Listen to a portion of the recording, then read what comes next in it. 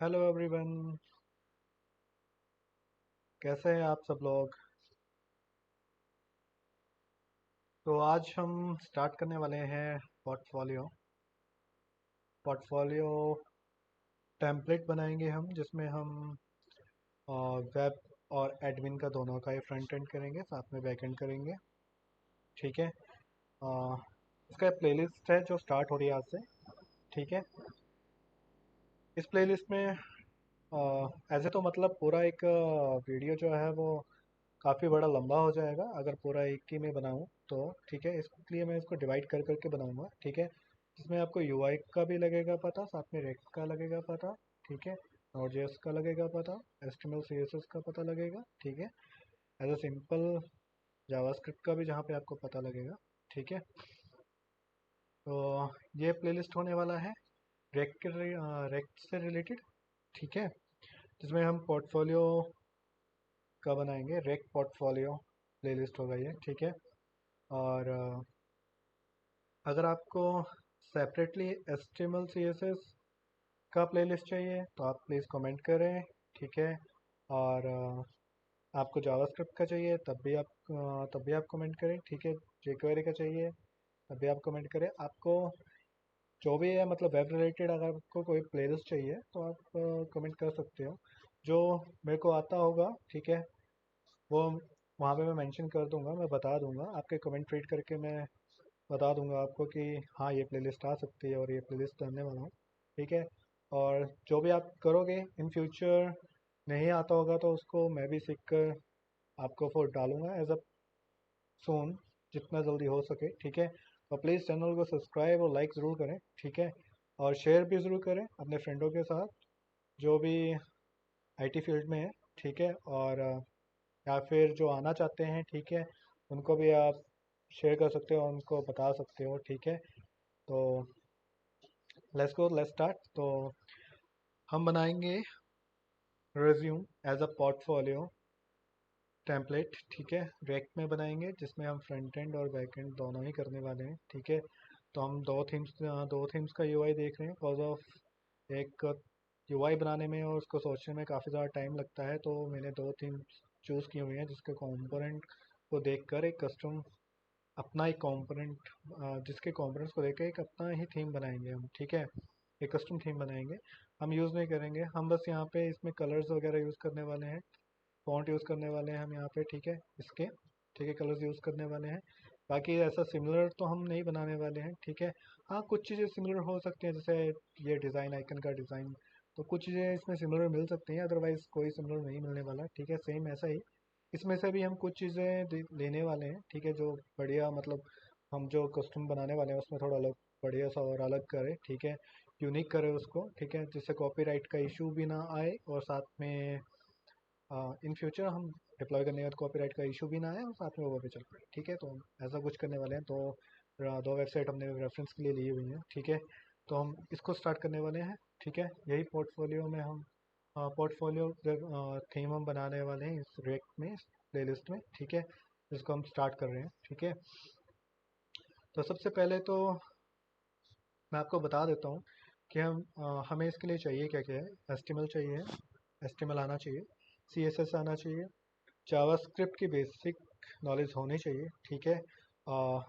अगर rect basic knowledge है तब भी बढ़िया है, अगर नहीं है तो ऑलवेज यहाँ पे आपको पता लग जाएगा, बिकॉज ऑफ जब हम बना रहे हैं, हम चला रहे हैं, कर रहे हैं, तो उस टाइम पे मैं उसको एक्सप्लेन कर दूंगा। ठीक है। तो हमें उसका बेसिक नॉलेज चाहिए, साथ में हमको नोट.जेएस का चाहिए। ठीक है। हमें यहाँ पे डीवी के लिए चाहिए, तो ऑलवेज आपको बता देता हूँ, जब हम इसको डिप्लॉय करेंगे एज अ हम MySQL का यूज़ भी कर सकते हैं, मोंगो का यूज़ भी कर सकते हैं। ठीक है, मोंगो हमें फ्री में 512 MB का नॉन एसक्यूएल डाटाबेस देता है। ठीक है। पर हम उसका यूज़ नहीं करने वाले मोंगो का। ठीक है, बिकॉज ऑफ मोंगो में ऐसा है कि अगर आपका जो क्लस्टर है वो काफ़ी मतलब लॉन्ग लॉन्ग टाइम तक नहीं चलेगा, कुछ दिन नहीं चलेगा, तो वो क्लस्टर बंद कर देते हैं। ठीक है, ऐसे में हमको वैसा कोई डाटाबेस नहीं चाहिए जो क्लस्टर बंद हो जाए और नहीं चले। ठीक है, तो थोड़ा मतलब ऐसे कॉज ऑफ पोर्टफोलियो वेबसाइट अगर एक बार आप बना लेते हो, उसको डिप्लॉय कर देते हो, तो पोर्टफोलियो को तो सिर्फ वही लोग देखेंगे जो जिनको आप अपना पोर्टफोलियो लिंक दोगे या फिर अपना CV दोगे, ठीक है, वहाँ पे मेंशन करोगे या फिर अपना जो भी अपना सोशल मीडिया आप डाल रहे हो, लिंक्डइन में डाल रहे हो, वहाँ पे यूआरएल डालोगे, तो ऐसा कोई जाकर पर्सन होगा जो करेगा, इसमें इतनी ज़्यादा ट्रैफिक नहीं आती है। तो मोंगो का वहाँ पे क्लोज होना बन सकता है, ठीक है। तो इस केस में हम कोई अदर थर्ड पार्टी का हम देखेंगे, डीवी, ठीक है। आने वाले टाइम पे देखेंगे डीवी, जहाँ पे हमें वो ऑनलाइन सर्विस प्रोवाइड करे, हमें फ्री भी मिले, ठीक है। ज़्यादातर यहाँ पे सर्विसेज जो भी हैं वो हमें फ्री मिलने वाली होंगी, वही यूज़ करेंगे। और जहाँ पे हमें डिप्लॉय करना है इसको, ठीक है, तो वो भी हम फ्री करेंगे एज अ, मतलब आपको आपको होस्टिंग लेने की ज़रूरत नहीं पड़ेगी, ठीक है। और एक जगह मतलब आप डाल सकते हो जहाँ पे आपको फ्री मिलेगा, सब कुछ फ्री हो जाए, ठीक है। तो फ्री की भी एक लिमिट होती है, जिसमें आपको कुछ जो साइज़ है वो थोड़ा ही साइज़ मिलता है, इतना ज़्यादा साइज़ नहीं मिलता है, ठीक है। तो ये सारा कुछ इस इस प्लेलिस्ट में आने वाला है, ठीक है। और चलो हम स्टार्ट करते हैं अभी, ठीक है। तो सबसे पहले आपको एस्टिमल आना चाहिए, तो जिनको एस्टिमल नहीं आता है वो प्लीज़ कहीं और से ट्यूटोरियल देख सकते हैं एस्टिमल का सीखने के लिए। अगर वो चाहते हैं कि एस्टिमल का ट्यूटोरियल या फिर प्लेलिस्ट अलग से बने, ठीक है, उनके लिए, तो वो कमेंट कर सकते हैं, ठीक है। कमेंट करिए, जितने लोग कमेंट करेंगे मैं जल्दी से जल्दी कोशिश करूँगा आपके प्लेलिस्ट लाने में। और साथ में HTML CSS जावास्क्रिप्ट का, ठीक है। और रेक्ट तो ऑलवेज चल ही रहा है ये, ठीक है। और चलो स्टार्ट करते हैं, ठीक है। तो सबसे पहले तो भाई सबसे पहले मैं उन्हें बताना चाहता हूँ जो स्टार्टिंग में हैं, जो HTML CSS सीखना चाहते हैं, जावास्क्रिप्ट सीखना चाहते हैं, उनके लिए आप सीखना चाहते हो तो आप एडिटर का, जिस एडिटर का यूज़ करना चाहते हो आप नोट प्लस का यूज़ करें। नोट पैड,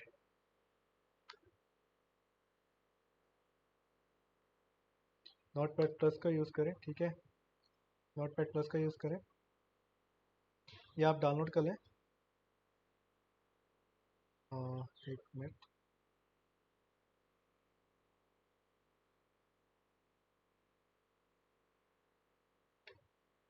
यहाँ पे अभी ओपन नहीं हो रहा है ठीक से, ठीक है। मैं आपको दूसरे ब्राउज़र में दिखा देता हूँ।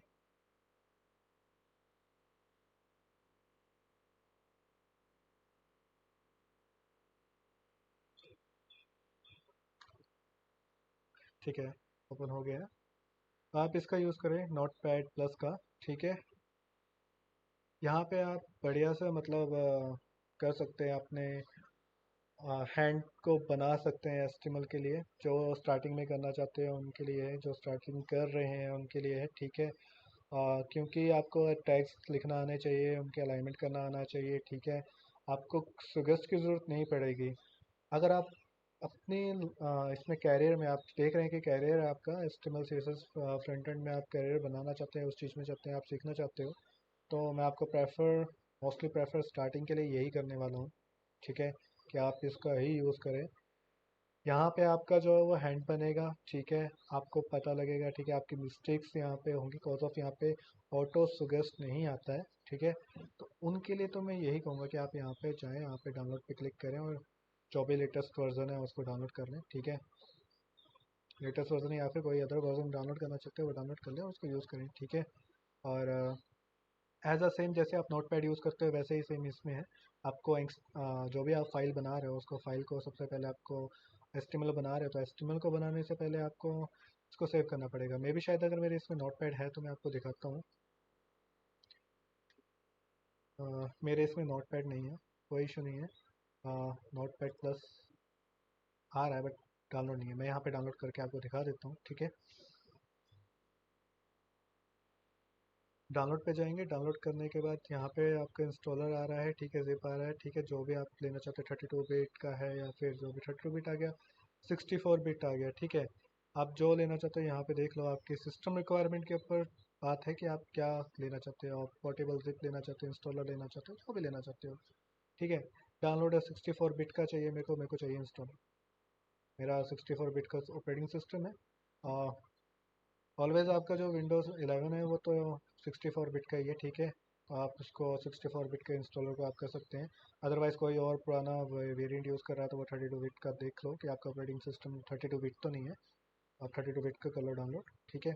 और प्रोसेसर के बेस के ऊपर देख लो आपके प्रोसेसर के बेस के ऊपर क्या है। अगर आप प्रोसेसर के बेस के ऊपर देखना चाहते हो तो यहाँ पे 64 बिट का कर लो, ये चल पड़ेगा, मैक्सिमम सभी में चलता है। जो भी 64 बिट के ऑपरेटिंग सिस्टम है उनमें सभी में चलता है ये, ठीक है। हम फोल्डर ओपन करेंगे यहाँ पे, राइट क्लिक करेंगे यहाँ पे और रन एज मीटर करेंगे, ठीक है। मीटर ठीक रहेगा, इस मीटर के ऊपर ठीक रहता है, ठीक है। तो यहाँ पे है, आप नेक्स्ट करेंगे, नेक्स्ट करेंगे, ठीक है। टर्म कंडीशन आप पढ़ना चाहते हो तो पढ़ सकते हो, ठीक है। नेक्स्ट करेंगे, ठीक है। यहाँ पे आपको लोकेशन आएगी कि आप अपना ट्रैक्टरी, जो भी आप इंस्टॉलेशन की ट्रैक्टरी वो कहाँ डालना चाहते हो। ऑलवेज जहाँ पे हमारे विंडोज़ वगैरह होती हैं सॉफ्टवेयर, वहीं पे इंस्टॉल करना ठीक रहता है, ठीक है। अदर कोई थर्ड पार्टी डाटा है उसको आप अपने अलग ड्राइव में इंस्टॉल कर सकते हो, उसको पाथ देख कर आप चला सकते हो, ठीक है। बट जो आपका फाइल है, जहाँ पे आपका सॉफ्टवेयर का फाइल है या फिर जो भी सेटअप का फाइल है, आपको सी प्रोग्राम सी ड्राइव में ही करना चाहिए, जो आपका विंडो ड्राइव है। ये भी हो सकता है कईयों का सी हो, कईयों का डी हो, ठीक है। उस पेज के ऊपर, अलग अलग पेज के ऊपर, मतलब आप देख लेना कि आपका कौन सा है, आपका जो विंडो ड्राइव है उसके ऊपर कर लेना, ठीक है। नेक्स्ट करेंगे, ठीक है। नेक्स्ट करेंगे, ठीक है। और आप शॉर्टकट क्रिएट करना चाहते हो, ठीक है। सो इंस्टॉलेशन डिटेल देखना चाहते हो वो भी यहाँ पे हम शॉर्टकट क्रिएट करना चाहेंगे। अगर इंस्टॉलेशन डिटेल देखना चाहते हो वो भी कर सकते हैं यहाँ पे क्लिक, ठीक है। नेक्स्ट करेंगे, यहाँ पे आपको इंस्टॉलेशन डिटेल्स भी आ रही है, साथ में इंस्टॉल हो रहा है, ठीक है। जैसे आपका ये कंप्लीट हो जाता है तो आप इसको नेक्स्ट करेंगे और डायरेक्टली आप रन नहीं करना चाहते हो तो आप इसको अनहाइड करके इसको फिनिश कर देंगे। अगर रन करना चाहते हो, इसको इंस्टॉल हो चुका है, इसको रन करना चाहते हो तो आप फिनिश पे क्लिक करेंगे, इसको चेक करने के बाद इसको चेक ही रहने देंगे, उसके बाद फिनिश पे क्लिक करेंगे। तो आप देखोगे हमारा नोट पैड कुछ ऐसा दिखता है, ठीक है, जो आता है। जो भी हमारी फाइल्स हैं वो हम यहाँ पे क्लोज कर देंगे, ठीक है। हम एक न्यू फाइल बना रहे हैं, ठीक है। सबसे पहले हम इसको करेंगे सेव एज। सेव एज जहाँ पे भी अपना देख लो कहाँ पे आप प्रोजेक्ट बना रहे हो, ठीक है। और उस बेस के ऊपर फ़िलहाल तो अभी मैं डाउनलोड के ऊपर यहीं पे दे देता हूँ इसको, ठीक है। यहाँ पे आपको देखना है, जैसे आपने एस्टिमल करते हैं तो एस्टिमल में हमारा सबसे पहला जो फाइल है वो इंडेक्स नाम का ही बनता है, ठीक है। इंडेक्स नाम से फाइल बनाने का एक रीज़न है, आपका पहला फाइल जो बनता है वो इंडेक्स बनता है, उसका एक रीज़न होता है। रीज़न ये है कि आपका जो, जब आप इसको डिप्लॉय करते हो ना कहीं पे, होस्टिंग में डिप्लॉय करते हो, तो वो डायरेक्टली आपका ऐसे रीड नहीं कर सकता। अगर उसमें इंडेक्स डॉट एच फाइल है तो वो सबसे पहले इंडेक्स डॉट एच फाइल को ही रीड करेगा, उसके बाद वो बाकी के फाइल को रीड करेगा। अगर आप कोई और नाम की फाइल बनाते हो तो वो नहीं करेगा वो रीड, तो सबसे पहले इंडेक्स फाइल ही चाहिए होती है। इंडेक्स डॉट एच नाम की फ़ाइल बनाओगे, यहाँ पे HTML नाम की फ़ाइल क्रिएट करोगे, यहाँ पे इंडेक्स डॉट एच बन जाएगा, जहाँ पे आप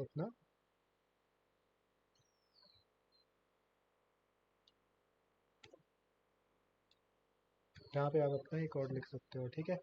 जब आप सेव करोगे तो उस टाइम पे आ जाएगा, तो आप यहाँ पे स्टार्ट कर सकते हो जो भी आपका HTML है, ठीक है। तो यहाँ पे आ जाएगा। इसमें यह है कि इसमें आपको सुगेस्ट नहीं आएगा। फॉर एग्जांपल के लिए मैं आपको दिखाता हूँ, यहाँ पे एक कोड डाल देता हूँ, ठीक है। ऐसा मतलब जल्दी से उठा के मैं कोड डालता हूँ, एक सिंपल सा कोड HTML का, ठीक है। स्टार्टिंग बेसिक कोड जो होता है HTML का वो डाल देता हूँ, ठीक है। ये डाला मैंने, ठीक है। तो आपका कुछ इस तरीके से दिखेगा जो कोड होगा, ठीक है। यहाँ पे आपको जो भी टैग्स हैं वो हाइड करके आ जाएंगे, ऐसे करके जब आप उसका एक्सटेंशन दोगे फाइल की तो ऑटोमेटिक वैसा फाइल आपको बनकर आएगा, उसमें देंगे। जो भी टैग्स आएंगे उस कलर्स में आएंगे, जो भी एट्रीब्यूट्स आएंगे वो इस कलर्स में आएंगे, ठीक है। एट्रीब्यूट की वैल्यू ऐसे आएगी, दिखेगी आपको सब कुछ, मतलब यहाँ पे डिफाइन कर देगा वो कि आपका एट्रीब्यूट है या टैग है, या फिर आप नॉर्मल टेक्स्ट लिख रहे हो, तो यहाँ पे आपको सब कुछ मिल जाएगा, ठीक है। और मैं यही बोल रहा हूँ कि आपको यहीं पे लिखना चाहिए। कॉज ऑफ, मैं आपको एग्जांपल दिखा देता हूँ यहाँ पे आपको। अ, जैसे मैं दोबारा से टैग लेता हूँ एस्टिमल, तो यहाँ पे आप देखोगे मैंने यहाँ पे एस्टिमल लिखा बट ये क्लोज नहीं हुआ है। कई आपको सजेस्ट करेंगे VS कोड को यूज़ करो, सबलाइन को यूज़ करो, जो स्टार्टिंग करने वाले हैं, तो उनको मैं प्रेफर यही करूँगा, उनकी बात मत सुनो, आप उनको यूज़ मत करो, ठीक है। आप एक्सटेंशन डाउनलोड कर लोगे, कुछ ना कुछ कर लोगे, फिर आपका जो ये हैंड होगा वो बनेगा नहीं, आपकी बहुत ज़्यादा गलतियाँ होंगी, आप सीख नहीं पाओगे उसको प्रॉपर तरीके से। अगर आप सीखना चाहते हो तो उसको प्रॉपर तरीके से सीखो। कॉज ऑफ आपके यहाँ पे टैग स्टार्ट होते हैं, क्लोज होते हैं, कई जो टैग होते हैं वो सेल्फ क्लोज होते हैं, ठीक है। तो उस केस में आपको यहाँ पे पता होना चाहिए कि आपके जो टैग्स हैं वो क्या है क्या नहीं है, ठीक है। तो यहीं पे प्रैक्टिस करो। यहाँ पे आपके जो भी एरर्स हैं वो निकलेंगे। अगर कई बार एरर्स आते हैं तो आप उसको टाइम लगा कर देखोगे, उसको पता करोगे, फिर आपको पता लगेगा। एक बार आपको पता लग जाएगा तो नॉर्मल सी बात है, आपको छोटी छोटी चीज़ जो है वो पता लगती जाएगी, आपके माइंड में आ जाएगी। आने वाले टाइम पे जब भी आप काम करोगे वो छोटी सी चीज़ आपको लॉन्ग टाइम नहीं लेने वाली है। आप जल्दी से उस एरर को निकाल के, ठीक है, उसको सही कर सकते हो, उस बग को निकाल सकते हो, ठीक है। तो इसके ऊपर मैंने आपको बता दिया। आप नोट पैड का, नोट पैड प्लस प्लस का यूज़ करें यहाँ पे, ठीक है। जो भी स्टार्ट करने वाले हैं अपनी जर्नी, ठीक है, उनके लिए मैं सजेस्ट वही करूँगा, नोट पैड का ही यूज़ करें, वहीं पे ही करें, ठीक है। जब आप एक पूरी थीम बना लेते हो, ठीक है, बार बार मतलब कम से कम भी आपको 6 से 7 थीम आपको इसमें ही बनानी चाहिए। स्टार्टिंग में जो सीख रहे हो वो तो कंपोनेंट जो आप बना रहे हो, जो एलिमेंट आप बना रहे हो उसका यूआई करो, वो तो सीखो इसमें, वो तो नॉर्मल सी बात है, वो तो सीखो, ठीक है, हर चीज़ सीखो। बट उनको सीखने के बाद जब आप थीम बनाओगे तो मैं यही बोलता हूँ कि आप 6 से 7 थीम इसी में बनाओ, ठीक है, और इसी में ट्राई करो। जैसे आप ट्राई करोगे तो आप इतने, आपका हैंड इतना बन जाएगा, आपका इतना ये हो जाएगा कि आप उसके बाद विजुअल स्टूडियो कोड का यूज़ भी करोगे ना, तब भी आपको बेनिफिट रहेगा वहाँ पे। क्योंकि कई कंपनियां ऐसी होती हैं जहाँ पे आपको ऐसे एडिटर नहीं मिलते हैं, ठीक है। आप जो आप करोगे तो आप अपना कैरियर देखोगे, आगे जॉब देखोगे, ठीक है। तो कई कंपनी ऐसी होती है जहाँ पे ऐसे एडिटर यूज़ नहीं होते हैं। कहीं पे ड्रीम व्यूअर का यूज़ हो रहा है, कहीं पे विजुअल स्टूडियो का यूज़ हो रहा है, कहीं पे सबलाइन का यूज़ हो रहा है, कहीं पे नोट प्लस प्लस का यूज़ हो रहा है, ठीक है। ऐसी कंपनी भी हैं कई, आपके फ्रॉम फ्रेमवर्क ऐसे भी हैं जहाँ पे वो ऑनलाइन है, आपको जो भी कोड करना है वो उसी पे ही करना है, ऑनलाइन ही कोड करना है। तो वहाँ पे जो एडिटर है वो उन्हीं का ही होगा, वहाँ पे आपको एडिटर विजुअल स्टूडियो कोड नहीं मिलेगा, आपको सबलाइन नहीं मिलेगा, या थर्ड पार्टी ऐसा कोई एडिटर नहीं मिलेगा वहाँ पे आपको, जो आपको सुगेस्ट करे और आपका जल्दी से होगा। तो इस केस पे सबसे पहले अपना हेड बनाओ, जिससे आपको आने वाले टाइम पे वहाँ पे आपकी स्पीड भी बनी रहे और आपका आपकी परफॉर्मेंस जो है वो बढ़िया से रहे, ठीक है। तो इसमें आपको काफ़ी ज़्यादा बेनिफिट होने वाला है। तो यही रीज़न था आपको बताने का कि नोट प्लस प्लस को इंस्टॉल कर लें और इसे वे करें स्टार्ट, जो स्टार्टिंग कर रहे हैं। ऑलवेज जिनका हैंड बना हुआ है वो तो विजुअल स्टूडियो कोड या सबलाइन का यूज़ कर सकते हैं, ठीक है। इन अ नेक्स्ट, अब नेक्स्ट मैं बात करूँगा आपके साथ यहाँ पे विजुअल स्टूडियो कोड की। कॉज ऑफ हम रेक के ऊपर काम कर रहे हैं तो हमें विजुअल स्टूडियो कोड चाहिए, सबलाइन नहीं चाहिए यहाँ पे, ठीक है। वैसे कोड तो आप सबलाइन में भी कर सकते हो, ठीक है, पर आपको जो आपका टर्मिनल वगैरह है वो फिर आपको अलग से निकाल के चलाना पड़ेगा, ठीक है। या फिर मे भी शायद हो सकता है सबलाइन में हो, मैं यूज़ नहीं करता हूँ, काफ़ी लॉन्ग टाइम हो चुका है यूज़ किए हुए। तो अभी काफ़ी ज़्यादा काफ़ी मतलब वर्जन अपडेट हुए होंगे इसके, तो इसके बारे में ये नहीं बोल सकता कि सबलाइन में क्या क्या आता है, ठीक है। बट आपको दिखा देता हूँ सबलाइन, सबलाइम एडिटर के बारे, एडिटर को मैं दिखा देता हूँ। आपका सबलाइम एडिटर होता है, इसमें भी एक्सटेंशन मिल जाती हैं, ठीक है। मैं भी शायद टर्मिनल का होगा या नहीं होगा वो मेरे को नहीं पता। यहाँ पे भी आपको मिल जाएगा लिनक्स का, मैक का मिल जाएगा आपको वेरिएंट, ठीक है, जो मैक सिस्टम चला रहे हैं, या फिर विंडोज़ जो विंडोज़ चला रहे हैं उनके लिए, ठीक है। आपका कुछ एडिटर इस टाइप में दिखने वाला है, फोल्डर ऐसे ओपन होंगे, आप मतलब इसको कर सकते हो, ये भी नॉर्मल सा एडिटर है, ठीक है। आप कुछ एक्सटेंशन वगैरह करोगे या फिर कुछ एक्सटेंशन डाउनलोड करोगे, उसको सेट करोगे तो यहाँ पे भी आपको सजेस्ट मिलना शुरू हो जाएंगी, ठीक है। तो ये भी आप यूज़ कर सकते हो जो है। बट इसमें ये बात है कि आप रिएक्ट यूज़ करोगे तो फिर टर्मिनल में भी शायद टर्मिनल है या नहीं है इसमें, वो मेरे को नहीं पता। शायद इसमें टर्मिनल, हाँ फिलहाल तो यहाँ पे दिख नहीं रहा है कि यहाँ पे टर्मिनल का इन्होंने अपडेट दिया है, ठीक है। शायद होगा या नहीं होगा मेरे को नहीं पता है, ठीक है। तो अगर टर्मिनल है तो आप इसमें टर्मिनल यूज़ कर सकते हो, अदरवाइज टर्मिनल नहीं है तो आप इसमें टर्मिनल यूज़ नहीं कर सकते। उसके लिए आपको फिर अपना कमांड ही यूज़ करना पड़ेगा या फिर विंडो शेल यूज़ करना पड़ेगा आपको, ठीक है, टर्मिनल के लिए, ठीक है। इसलिए अगर नहीं किया है किसी ने, सबलाइन नहीं यूज़ किया है, तो मैं उनको सजेस्ट करूँगा वी एस कोड में जाओ, वी एस कोड में जाओ, वी एस कोड को डाउनलोड कर लो, ठीक है। आप वी एस कोड को डाउनलोड करोगे तो वी एस कोड को डाउनलोड करोगे, यहाँ पे आपके एक्सटेंशन आ जाती हैं, ठीक है। काफ़ी मतलब हर एक रेक्ट के लिए मिल जाएगी आपको एक्सटेंशन, एचटीएमएल के लिए एक्सटेंशन मिल जाएंगे, यहाँ पे हर एक चीज़ के लिए मिल जाएंगी एक्सटेंशन। काम क्या करते हैं, आपका जो कोड है वो छोटे एक मतलब जैसे बोलते हैं टैग्स, कहीं पे आप सर्च करते हो, कुछ भी आप सर्च कर रहे हो, जैसे मान लो आप किसी ब्लॉगिंग चैनल में गए, ठीक है, या फिर किसी किसी ब्लॉग में गया, यूट्यूब में गया, आप मान लो यूट्यूब ही ले लो, ठीक है, आप सर्च बार में सर्च करोगे वहाँ पे HTML, ठीक है, तो ऐसी बात होगी होगी कहीं पे मतलब HTML क्या क्या आ रहा है, मतलब बहुत सारी वीडियोस आएंगी आपके सामने HTML की, ठीक है, तो वो एक छोटा सा टैग होता है कि मतलब एक प्रेफरेंस टैग होता है कि उस टैग के बेस के ऊपर आप वो टैग डालोगे तो आपका जो पूरा लाइन ऑफ कोड है वो आपको मिल जाएगा। आप उसको हल्का सा डालोगे वो आपको सजेस्ट करेगा, जो भी आपको चाहिए वो आप उसको सेलेक्ट करोगे, वो फुल लाइन ऑफ कोड आपको दे देगा। जो आपको मतलब ऐसा नॉर्मली आपको पूरा लिखना पड़ेगा नोट, जैसे अभी नोट पैड वालों को बताया मैंने, नोट पैड प्लस प्लस वालों को बताया कि आपको वैसा करना चाहिए, ठीक है, तो उससे आपको छुटकारा मिल जाएगा, उससे आपको बढ़िया से ईजी हो जाएगा। आपको उतना टाइम जो वहाँ पे लिख रहे तो वो टाइम बचा देगा वहाँ पे, ठीक है। और नोट पैड प्लस प्लस करना भाई कंप्रेसर ही है, क्योंकि वो फ्रेशर वालों के लिए है, जो स्टार्टिंग से कर रहे हैं, जो स्टार्टिंग से सीख रहे हैं उनके लिए है, ठीक है, जो अभी स्टार्ट कर रहे हैं फ्रेशर जो है, ठीक है, उनके लिए बेनिफिट रहेगा। और वो जो करेंगे तो हाँ टाइम ज़रूर लगेगा, बट ये बात है कि आने वाले टाइम पर यही बोलेंगे कि नहीं, यहाँ पे इस चैनल में जो सजेस्ट किया था उस पर हमने काम किया, आज वो हमें बेनिफिट दे रहा है, ठीक है। ये बात याद रखना कि ये बेनिफिट देने वाली बात आप खुद बोलोगे उस टाइम पे, जब वो टाइम आएगा, ऐसा टाइम आएगा कि उस टाइम पे आप खुद बोलोगे कि नहीं, इसमें जो इस चैनल में जो इस बंदे ने जो रिक्वेस्ट दी थी उस टाइम पे उसने बताया था वैसे ही हमने, तो ये आया, ठीक है। अभी हम रेक्ट का यूज़ कर रहे हैं तो हम विजुअल स्टूडियो कोड का यूज़ करेंगे, यहाँ पे हमको टर्मिनल मिल जाते हैं, एक्सटेंशन मिल जाते हैं, ठीक है, इसलिए हम इसका यूज़ करेंगे। यहाँ पे डाउनलोड है, डाउनलोड के ऊपर क्लिक करेंगे, नहीं तो यहाँ पे डाउनलोड के ऊपर क्लिक करेंगे फॉर अ विंडो। अगर अदर प्लेटफॉर्म है तो अदर प्लेटफॉर्म को यहाँ पे क्लिक कर लो, और अदरवाइज़ आपके सिस्टम को देख के वो अपने खुद ही पता कर लेगा कि आपका प्लेटफॉर्म कौन सा है, ठीक है। अगर नहीं आता है फिर भी तो अदर प्लेटफॉर्म के ऊपर क्लिक करके आप यहाँ पे विंडो के लिए, लिनक्स के लिए, मैक के लिए आप डाउनलोड कर सकते हो, ठीक है। यहाँ पे वेरिएंट भी बताए हुए हैं, 64 बिट ही है यहाँ पे विंडोज़ के लिए, ठीक है। लिनक्स के लिए यहाँ पे 32 बिट का है, 64 बिट का भी है, 32 बिट का भी है। मैक के लिए तो भाई मैक चिप कंफर्टेबल जो भी है 10.15 प्लस, ठीक है, उनके लिए है ये, मतलब 10.15 तो चाहिए चाहिए बस, ठीक है। लास्ट जो है सर उन्होंने रिकमेंड किया हुआ है 10.15 चाहिए चाहिए, ठीक है, स्पेस के ऊपर है, ठीक है। इंस्टॉल कर लेना है, मेरा ऑलरेडी यहाँ पे इंस्टॉल है तो मैं इंस्टॉल नहीं कर रहा हूँ, पर इन केस अगर आपको अ, इसके रिलेटेड अगर आपको वीडियो चाहिए कि इंस्टॉल कैसे करना है तो कमेंट ज़रूर करें, ठीक है, और वीडियो को पक्का लाइक करें, ठीक है, चैनल को ज़रूर सब्सक्राइब कर लें, ठीक है। और हाँ आप कमेंट करें और मेरे को बताएं, मैं उसके लिए वीडियो निकालूंगा, एक वीडियो बनाऊंगा खुद मैं अपने सिस्टम से अनइंस्टॉल करके, एक बार आपको दोबारा से वो वीडियो बना के इंस्टॉलेशन वाली आपको मैं प्रोवाइड कर दूँ, ठीक है।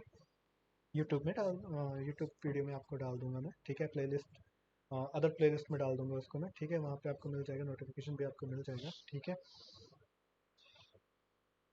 इस केस में आपको याद रखना है कि जिनके पास विजुअल स्टूडियो कोड है जो यूज़ कर रहे हैं उनके लिए तो ठीक है, बढ़िया है, ठीक है। और जो जिन्होंने अभी तक यूज़ नहीं किया है, जो फर्स्ट टाइम पे करेंगे, इंस्टॉल करेंगे, ठीक है, तो प्लीज़ इन्वायरमेंट वेरिएबल का चेक कर लेना कि आपका इन्वायरमेंट वेरिएबल सेट हुआ है या नहीं हुआ है। कॉज ऑफ हम यहाँ पे कुछ शॉर्टकट यूज़ करने वाले हैं जो इन्वायरमेंट वेरिएबल के साथ आएगा, नहीं तो अदरवाइज़ आपको फिर वो थोड़ा सा लॉन्ग रूट लेके खुद उसको करने के बाद तब वो ओपन होगा, अदरवाइज़ ऐसे ओपन नहीं होगा, ठीक है। देन हमें एक और चीज़ चाहिए, क्योंकि अभी हम रैक कर रहे हैं तो जो भी रैक में फर्स्ट टाइम यहाँ पे जो वीडियो देखने वाला है, ठीक है, जो स्टार्टिंग से कर रहे हैं रैक के लिए तो उनके लिए मैं बता देता हूँ, ठीक है। और जो रैक का थोड़ा बहुत तो जानते भी हैं, ठीक है, और जिन्होंने मतलब ट्राई किया हुआ है, ठीक है, ऑलवेज उनको तो पता ही होगा, ठीक है, उनके सिस्टम में होगा, इंस्टॉल किया होगा उन्होंने, ठीक है। पर जो स्टार्टिंग वाले हैं उनके लिए बेनिफिट है ये, उनके लिए ज़रूरी है ये चीज़, ठीक है, आपको नोट जेएस इंस्टॉल करना ज़रूरी है, ठीक है। आप रेक चलाओगे तो उसके लिए आपको नोट जेएस का इन्वायरमेंट होना ज़रूरी है आपके सिस्टम में, ठीक है। और उस टाइम पे भी आप जब नोट जेएस को इंस्टॉल कर रहे होंगे तब भी आपको नोट जेएस के इन्वायरमेंट को सेट करना ज़रूरी होगा, ठीक है। नोट जेएस, ठीक है, नोट जेएस को आप यहाँ पे देख लोगे, यहाँ पे आप जावास्क्रिप्ट रन करने का इन्वायरमेंट है ये, ठीक है, जो भी जावास्क्रिप्ट यहाँ पे रन होगी, जैसे हमारा नोड जेएस हो गया, हमारा नोड जेएस में हमारा मतलब ऑलवेज ये नोड जेएस ही है, ठीक है, बट बैक एंड हो गया, ठीक है, एक्सप्रेस जेएस हो गया, ठीक है, बॉडी पार्सर वगैरह जो भी हम बैक एंड के लिए यूज़ करेंगे वो यहाँ पे यूज़, जिसके लिए एक तो यूज़ ये होने वाला है नोड जेएस का, ठीक है, यहाँ पे आएगा। देन जो भी पैकेजेस हम डाउनलोड करेंगे या बोल सकते हो आप इंस्टॉल करेंगे, ठीक है, उसके लिए यूज़ होने वाला है, ठीक है। एज वेल एज आप डायरेक्ट इंस्टॉल करोगे, डाउनलोड करोगे तो उसके लिए भी यूज़ होने वाला है, ठीक है। तो आपको ये डाउनलोड करना है, ये आपका लोकल लोकल सिस्टम में आएगा, आपको लोकल होस्ट चल पड़ेगा यहाँ से, ठीक है। लोकल सर्वर के लिए ज़रूरी है ये चीज़ें, ठीक है। तो आप इसको इंस्टॉल कर लेंगे, ठीक है। इंस्टॉल करने के बाद मैं आपको बता देता हूँ एक सिंपल सा एक मतलब ऑलरेडी मेरे पास है, ठीक है, मैं आपको फिर भी बता देता हूँ, ठीक है। जब आप इसको करोगे तो मैं इसमें MSI फाइल बनेगी एक, आपका वो इंस्टॉलर होगा, उसको आपको वो आपको मिलेगा। जब आप उसको रन करोगे, रन करने के बाद आपको चॉकलेटी के ऊपर भी चेक कर लेना है, आपको कुछ चॉकलेटी के इन्वायरमेंट चाहिए होंगे, ठीक है। इन फ्यूचर कभी आप किसी और प्रोडक्ट पे काम कर रहे हो, वहाँ पे आपको चॉकलेटी की ज़रूरत पड़े नोड जेएस में, ठीक है, इन्वायरमेंट में, तो उस टाइम पे आपको चॉकलेटी वहाँ पे मिल जाएगा, ठीक है। और ऑलवेज यहाँ पे आपको सैस वगैरह यूज़ कर रहे हो तो चॉकलेटी तो चाहिए चाहिए, ठीक है। और आपके इसमें नोड जेएस में चॉकलेटी होना चाहिए, तभी आपका SCSS और सैस जो भी है, ठीक है, दो चीज़ें हैं, तो दो अलग अलग है बट है एक ही चीज़ है, ठीक है। करने का थोड़ा तरीका अलग है बट है एक ही चीज़ है, ठीक है। तो वो आपका रन मतलब आपका वो इंस्टॉल हो जाएगा, ठीक है। तो आपको नोट जेएस के साथ में ये करना है, ठीक है। साथ में आपको ये बता देता हूँ मैं यहाँ पे इन्वायरमेंट वेरिएबल के बारे में, जो अभी मैं बता रहा था, ठीक है। आपको ये याद रखना है कि जो भी आपका जो जब आप इंस्टॉल करते हो, जो आपका पाथ बनता है ना, जब आप इंस्टॉल कर लेते हो, ठीक है, आपके जो ड्राइव है, मैंने आपको इंस्टॉल करने का बताया था थोड़ी देर पहले, note note pad plus plus को बताया था इंस्टॉल करने के, रन एज एस मीटर करो उसको, ठीक है। और साथ में उसका वो जो लोकेशन है, आप ऑलवेज अपना विंडो लोकेशन रखो, जो आप जहाँ पे आपको विंडो इंस्टॉल हुई है, ठीक है, वहीं पे रखो आप उसको, ठीक है, सेम वहीं पे रखो, वहाँ पे आपको मिल जाएगा, ठीक है। हर एक पाथ मिल जाएंगे, नहीं तो अदरवाइज अगर आप पाथ देखना चाहते हो तो मैं आपको एक एग्जांपल दिखा देता हूँ यहाँ पे, ठीक है। एग्जांपल में आपको दिखा देता हूँ आपको पाथ कैसे मिलेंगे। जैसे ये नोट पैड प्लस प्लस है, आप इस पर राइट क्लिक करोगे, यहाँ पे ओपन अ फाइल लोकेशन पे क्लिक करोगे ना, तो आपको यहाँ पे ये देखो, ये नोट प्लस प्लस का जितना भी आपका फाइल है वो मिल जाएगा। मेरा जो विंडो लोकेशन है, जो मेरा विंडो ड्राइव है, वो तो सी ड्राइव है, ठीक है, उसमें इंस्टॉल किया है मैंने, ठीक है। तो वहीं पे मिल जाएगा, वहीं पे मिल जाएगा आपको, ठीक है। तो यहाँ पे आपको लग जाएगा पता कि आपका नोट पैड कौन सा है, ठीक है। तो आपको जो पाथ है ये बन जाएगा, ये पाथ आपको मिल गया, ठीक है। आपको सेट कैसे करना है यहाँ पे, आप आपको सेट कैसे करना है यहाँ पे, जब आप इन्वायरमेंट वेरिएबल को यूज़ कर रहे हो, एक मिनट, इन्वायरमेंट वेरिएबल को यूज़ कर रहे हो यहाँ पे, ठीक है। आप यहाँ जाओगे पाथ्स पे, ठीक है, ये रहा पाथ, एक रहा, ये रहा पाथ, ठीक है, दो जगह पाथ है, एक यहाँ है और एक यहाँ है, ठीक है। इस टाइम पे तो यहाँ पे एडिट का ऑप्शन मेरे को आ नहीं रहा है यहाँ पे, ठीक है, बट यहाँ पे भी आता है एडिट का ऑप्शन, ठीक है। और यहाँ पे तो दोनों ही जगह पे आपने जो है सिस्टम वेरिएबल में और यूज़र वेरिएबल में, दोनों ही जगह पे आपने सेट करना है। इसको एडिट कर लो, एडिट के ऊपर क्लिक करो, याद रखना पाथ पे जाना, पाथ पे जाने के बाद उसको एडिट पे क्लिक करना, और यहाँ पे आपका जो पाथ है वो डलेगा। और मेक श्योर सबसे पहले ये देख लेना कि अगर आपने इंस्टॉल किया है तो बाय डिफ़ॉल्ट कई बार ऐसा होता है कि इंस्टॉल करने के बाद वो ऑटोमेटिक इन्वायरमेंट वेरिएबल बना देता है। तो सबसे पहले चेक कर लेना है कि इन्वायरमेंट वेरिएबल बनाया है उसने या नहीं बनाया। अगर नहीं बनाया, then go to your software path, और वहाँ से आप पाथ उठा के यहाँ पे डाल दो, उसको चला लो, आपका जो पाथ है यहाँ पे मिल जाएगा। जैसे कि मेरे वाले केस में मैंने इंस्टॉल किया था, तो मेरे एक वाले केस में यहाँ पे ऑलरेडी उसने पाथ बनाया हुआ था, ठीक है। तो ऑलरेडी पाथ उसने यहाँ पे प्रोवाइड कर दिया था, क्योंकि मैंने उसको सी ड्राइव में इंस्टॉल किया था। आप अदर ड्राइव में इंस्टॉल करोगे तो पाथ नहीं बनाएगा, आपको वो डालना पड़ेगा, ठीक है।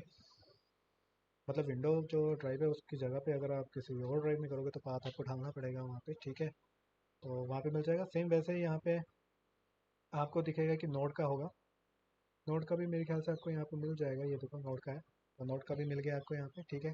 तो नोड का इन्वायरमेंट भी यहाँ पे डाल देना है, तभी आपका जो नोड है वो डायरेक्टली फैच कर पाएगा। कहीं पे भी आप किसी भी सॉफ्टवेयर में यूज़ कर रहे हो, उसको शॉर्टकट कर रहे हो, तो वो वहाँ पे फैच कर लेगा उसको, ठीक है।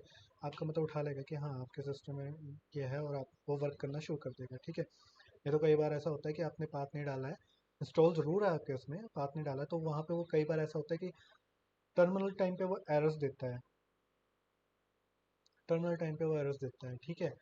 तो ऐसे टाइम पे मतलब आप कंफ्यूज हो जाओगे कि क्यों हो रहा है ऐसा, क्यों नहीं हो रहा, कॉज ऑफ वो आपके इन्वायरमेंट एनवायरनमेंट वेरिएबल आपका बना ही नहीं है। जब तक आपका एनवायरनमेंट वेरिएबल में वो पाथ नहीं आएगा तब तक दूसरा जो सॉफ्टवेयर होगा वो उसको फेच नहीं कर पाएगा। ऑलवेज वो वहाँ पे एरर ही शो करेगा, उसको नहीं मिलेगा, वो शो वहाँ पे एरर ही करेगा। तो आपको ये कंप्रेसरी ये करना ज़रूरी है, ठीक है।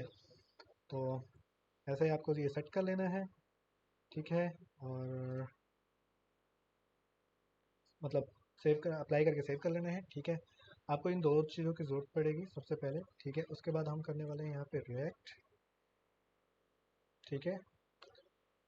सॉरी, PDF ORG नहीं करना है, ठीक है।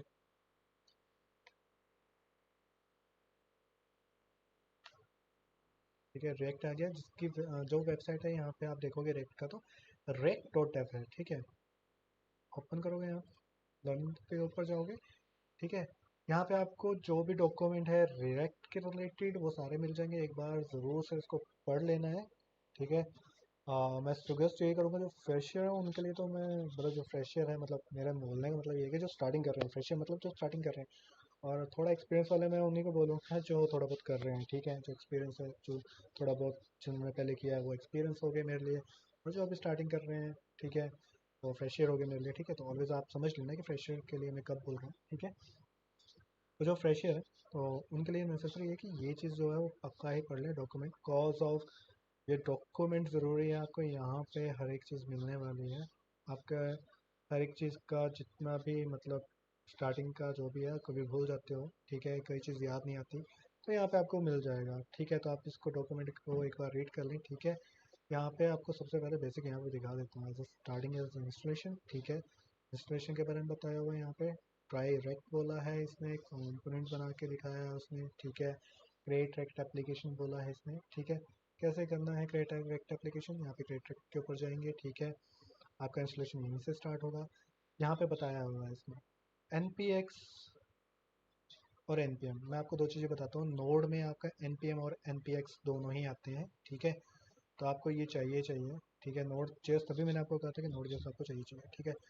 npm और npx का यूज़ होगा क्योंकि आप पैकेज डाउनलोड करोगे उसके लिए, ठीक है। उसके लिए आपका npm और npx का यूज़ होगा, ठीक है। आपको यहाँ पे अगर रेक्ट एप्लीकेशन चाहिए, आपको आप रेक्ट डाउनलोड मतलब रेक्ट इंस्टॉल करना है, तो आपका रेक्ट का कमांड है create next app. Sorry, next app तो ये तो नेक्स्ट ऐप आ गया, ठीक है। मतलब नेक्स्ट इनका लेटेस्ट वर्जन है, जो प्रीवियस वर्जन है वो रिएक्ट है। फर्स्ट आप प्रीवियस वर्जन ही सीखो, नेक्स्ट आप बाद में सीखना, मैं उसके लिए अलग प्लेलिस्ट बना दूंगा।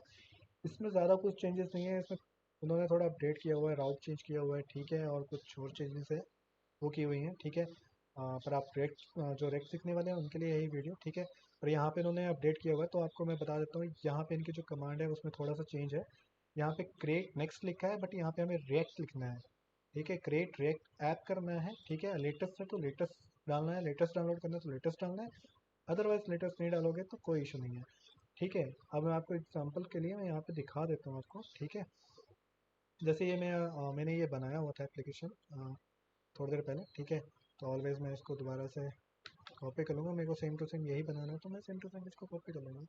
इसको मैं डिलीट कर रहा हूँ बिकॉज ऑफ ये सिखा, अभी नया ही प्रोजेक्ट स्टार्ट हो रहा है, तो ऑलवेज मतलब ज़्यादा काम नहीं किया है इसमें, तो मैं दोबारा से स्टार्ट करूँगा आपको। और यही पोर्टफोलियो है जो मैं बना रहा था, ठीक है। तो आई विल थिंक, मैंने सोचा कि नहीं आपको इसके लिए मतलब आना चाहिए वीडियो, तो दोबारा से स्टार्ट कर रहा हूँ इसको स्टार्टिंग से, इसलिए मैं डिलीट कर रहा हूँ। थोड़ा टाइम लगेगा इसको डिलीट होने में, ये सब इसमें नोड मॉड्यूल का फोल्डर काफ़ी बड़ा होता है, जिसके लिए इसको बहुत ज़्यादा टाइम लगता है डिलीट होने के लिए, ठीक है।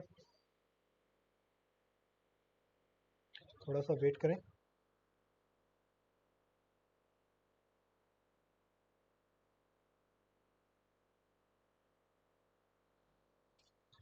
जैसा कि देखा आपने, ये डिलीट हो चुका है यहाँ पे, ठीक है। और अब हमारा जो है वो यहीं से स्टार्ट होता है, जो भी हमने करना है, ठीक है। सबसे पहले आपको ये भी तो सबसे पहले आपको ये करना है, पहले चेक कर लेना कि आपका CMD का वेरिएबल है वहाँ पे या नहीं है, ठीक है। मेरे ख्याल से सिस्टम का बाई डिफ़ॉल्ट होता ही है शायद ये, ठीक है। मेरे को कभी सेट करने की ज़रूरत पड़ी नहीं है, बट कमांड के लिए मेरे को कभी सेट करने की ज़रूरत पड़ी नहीं है शॉर्टकट के लिए, बट शायद होता हो, कोई पता नहीं है, बट आप एक बार ट्राई कर लेना। अगर नहीं है तो आप इन्वायरमेंट सेट कर लेना, ठीक है। CMD लिखोगे आप, कमांड CMD एंटर करोगे तो आपका एक विंडो ओपन होगा कमांड का, ठीक है।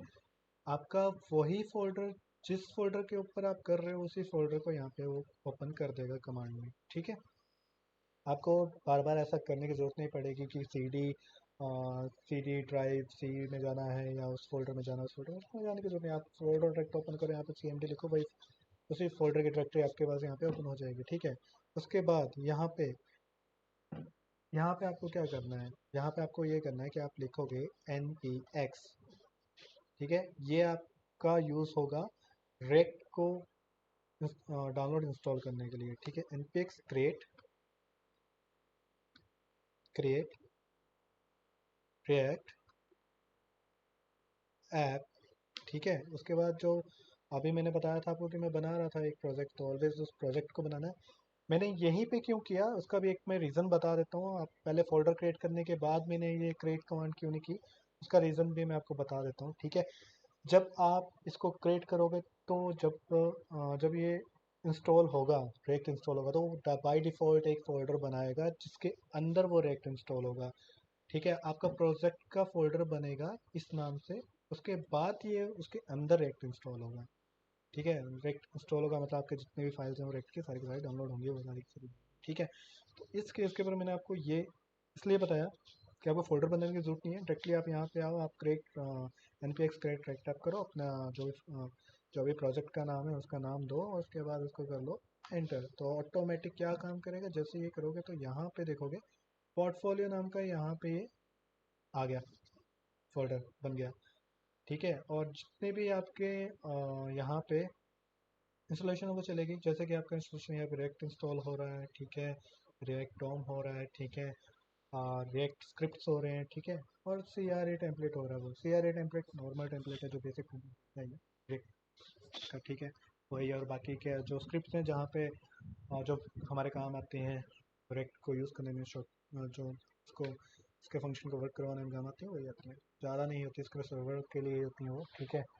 अगर आपने बिल्ड करना है या आपको रन करना है उसको, ठीक है, उसके लिए होता है, या टेस्ट करना है उसको, उसके लिए होता है, ठीक है।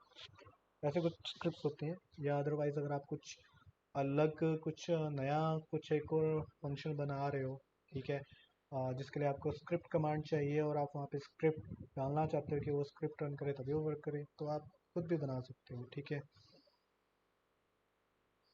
तो थोड़ा सा टाइम लग रहा है इसको डाउनलोड होने में, ठीक है। तो इसको डाउनलोड होने देते हैं। इसमें आपको बता देता हूँ कि इसमें टाइम इसलिए लगता है कॉज ऑफ नोट मॉड्यूल का फोल्डर बहुत ज़्यादा बड़ा होता है, ठीक है। तो उसी केस में इसको ज़्यादा टाइम लगता है, अदर छोटे ही होते हैं, इसमें सिर्फ एक ही होता है, ठीक है। अब देखो यहाँ पे मैं आपको बता देता हूँ, दो तरीके हैं आपके पास, ठीक है। और अभी हमारा फ़िलहाल पूरा कम्प्लीटली इंस्टॉल हो गया है। इसमें आपको स्क्रिप्ट जो बताई थी, स्क्रिप्ट आपने ऊपर देखा होगा यहाँ पे रिएक्ट स्क्रिप्ट्स बता रहा था, वो इसमें ये सारी स्क्रिप्ट्स आपको दे दी है यहाँ पे, ये आपकी 4 स्क्रिप्ट्स आ रही हैं, ठीक है। उसके बाद रेक्ट डोम है, और रेक्ट है वो तो ऑलवेज अंदर ही है, ठीक है, वो अंदर रहेगा, ठीक है। अब यहाँ पे आपको बता देता हूँ कि अगर आपने डायरेक्टली मतलब कैसे आप कमांड पोर्ट कमांड का यूज़ करके, मतलब इस कमांड विंडो का यूज़ करके आप रन करना चाहते हो तो आप यहाँ से भी यूज़ कर सकते हो इसको। अगर आप इससे यूज़ नहीं करना चाहते, आप टर्मिनल से यूज़ करना चाहते हो, तो आप अपने विजुअल स्टूडियो कोड के टर्मिनल से भी यूज़ कर सकते हो। तो मैं आपको दोनों ही तरीके आपको यहाँ पे डिस्प्ले कर देता हूँ, ठीक है। सबसे पहले इंस्टॉल होने से पहले हमें, हमारे पास जो डायरेक्टरी बना था लास्ट टाइम पे, वो हमारा बना था माई प्रोजेक्ट्स, जो मैंने मतलब डायरेक्टरी बनाया था जहाँ पे मेरे प्रोजेक्ट्स होंगे, ठीक है। माई प्रोजेक्ट्स नाम के डायरेक्टरी मैंने बनाया था, बट अभी हमारा उसके अंदर एक नया फोल्डर है जो पोर्टफोलियो नाम का है, ठीक है। तो यहाँ पे ये सजेस्ट कर रहा है कि आप करो पोर्टफोलियो CD पोर्टफोलियो डालो, एंटर करो, तो आपका जो फाइल पाथ है वो आपका आ जाएगा CD पोर्टफोलियो, ठीक है। यहाँ पे मैं आपको एक चीज़ बता देता हूँ, अगर आप CD पोर्टफोलियो नहीं करोगे, अगर आप उस फोल्डर जो आपका प्रोजेक्ट फोल्डर उसके अंदर नहीं जाओगे और डायरेक्टली आप कमांड पेस्ट करोगे उसको रन करने के लिए, तो वहाँ पे वो एरर शो करेगा। वो यही बोलेगा मेरे को वो फाइल नहीं मिल रही है, मेरे को वो स्क्रिप्ट नहीं मिल रही है, ठीक है।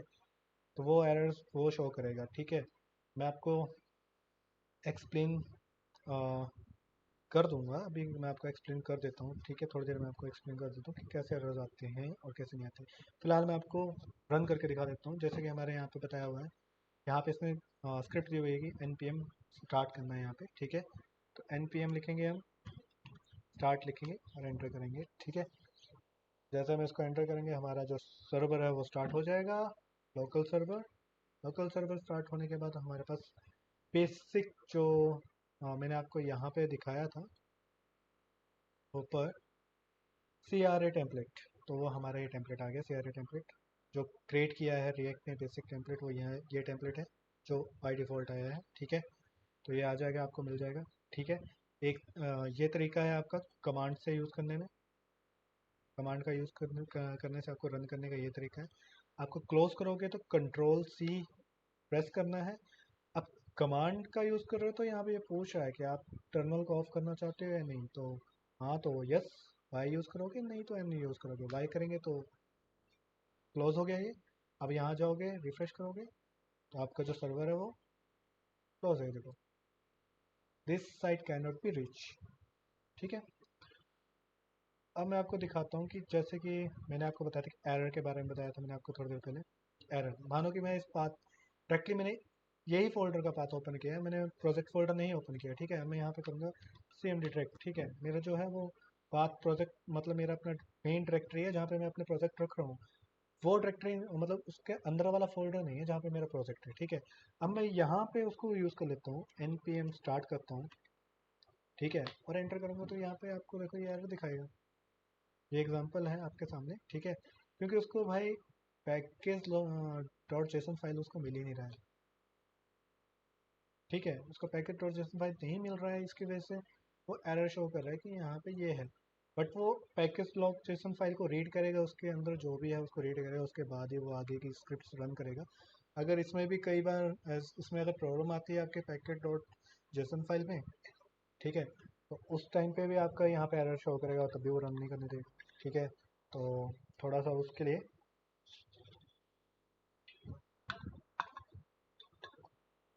आपको देखना पड़ेगा, ठीक है, और श्योर रहना पड़ेगा इसके लिए, ठीक है। अब हम करने वाले हैं नेक्स्ट यूज़। एक तरीका तो ये था हमारा कमांड यूज़ करके, ठीक है। देन सेकंड तरीका हमारे पास था, हमें हमारे पास ये है कि हम डायरेक्टली उस फोल्डर पे जाएंगे यहाँ पे, ठीक है। यहाँ पे हम यूज़ करेंगे CMD कमांड, ठीक है। अब मैंने आपको कहा था लास्ट टाइम पे कि आप विजुअल स्टूडियो कोड इंस्टॉल कर रहे हो तो उस टाइम पे आपका वेरिएबल होना चाहिए वहाँ पे, ठीक है। वेरिएबल्स इन्वायरमेंट वेरिएबल में आपको वेरिएबल सेट करना चाहिए, तभी आपका वो रन करेगा एज अ दूसरे थर्ड पार्टी जो भी एप्लीकेशन है वहाँ पे वो तभी समझ पाएगा, तभी वो वेरिएबल से ले पाएगा, तभी वो आए, ठीक है। तो यहाँ पे क्या है, यहाँ पे आपको COD यहाँ पे आपको यूज़ करना है COD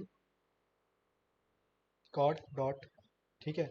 इसका यूज़ करना है। जब आप इसका यूज़ करोगे तो डायरेक्टली आपका ये जो फोल्डर है, आपका जो प्रोजेक्ट फोल्डर है, एक मिनट रुको, मेरे ख्याल से मेरे यहाँ पे देखो, यहाँ पे कुछ गलती हुई है, एक बार मेरे क्लोज करना पड़ेगा, मेरा गलत फोल्डर ओपन हो चुका है, ये वाला फोल्डर है जो हम अभी कर रहे हैं, ठीक है।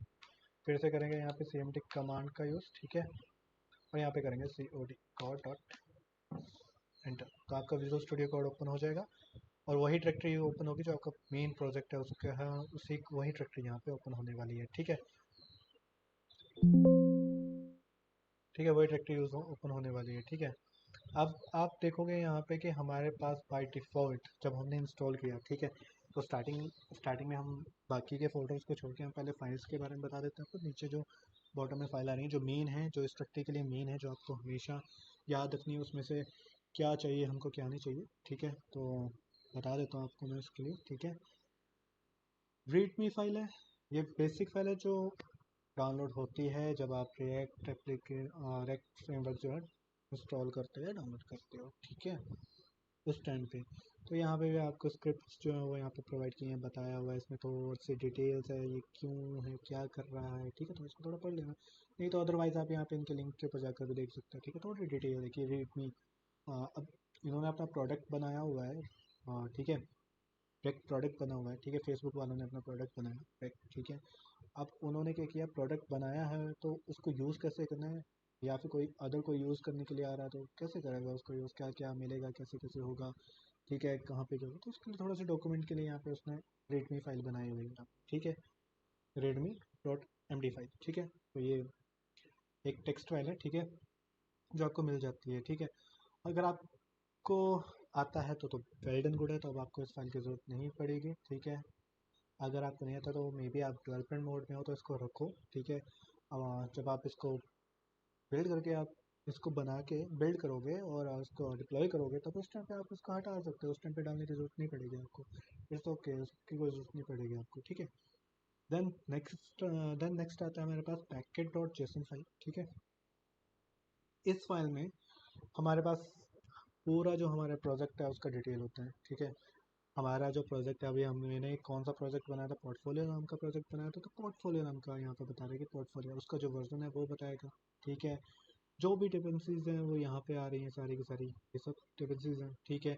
जो स्क्रिप्ट्स मैंने अभी बताई थी वो स्क्रिप्ट भी यहाँ पे बताई हुई हैं कि कौन सी स्क्रिप्ट के ऊपर क्या, कौन सी स्क्रिप्ट यूज़ होने वाली है, क्या वर्क करने वाला है, ठीक है। किसके ऊपर वो चलेगा, किसके ऊपर नहीं चलेगा। तो उस टाइम पे मैंने कहा था आपको कि अगर पैकेज डॉट जेसन फाइल में अगर कुछ प्रॉब्लम आती है तब आप उसको रन करोगे या कुछ भी स्क्रिप्ट करोगे, मान लो कि आपका स्टार्ट वाला स्क्रिप्ट पड़ा है, बिल्ड वाला नहीं है, ठीक है। और आप प्रोजेक्ट टाइम पे इसको बिल्ड करने वाले हो और उस टाइम पे बिल्ड का आप डालते हो और वो स्क्रिप्ट है ही नहीं यहाँ पे, तो वो उसको नहीं लेके जाएगा आगे।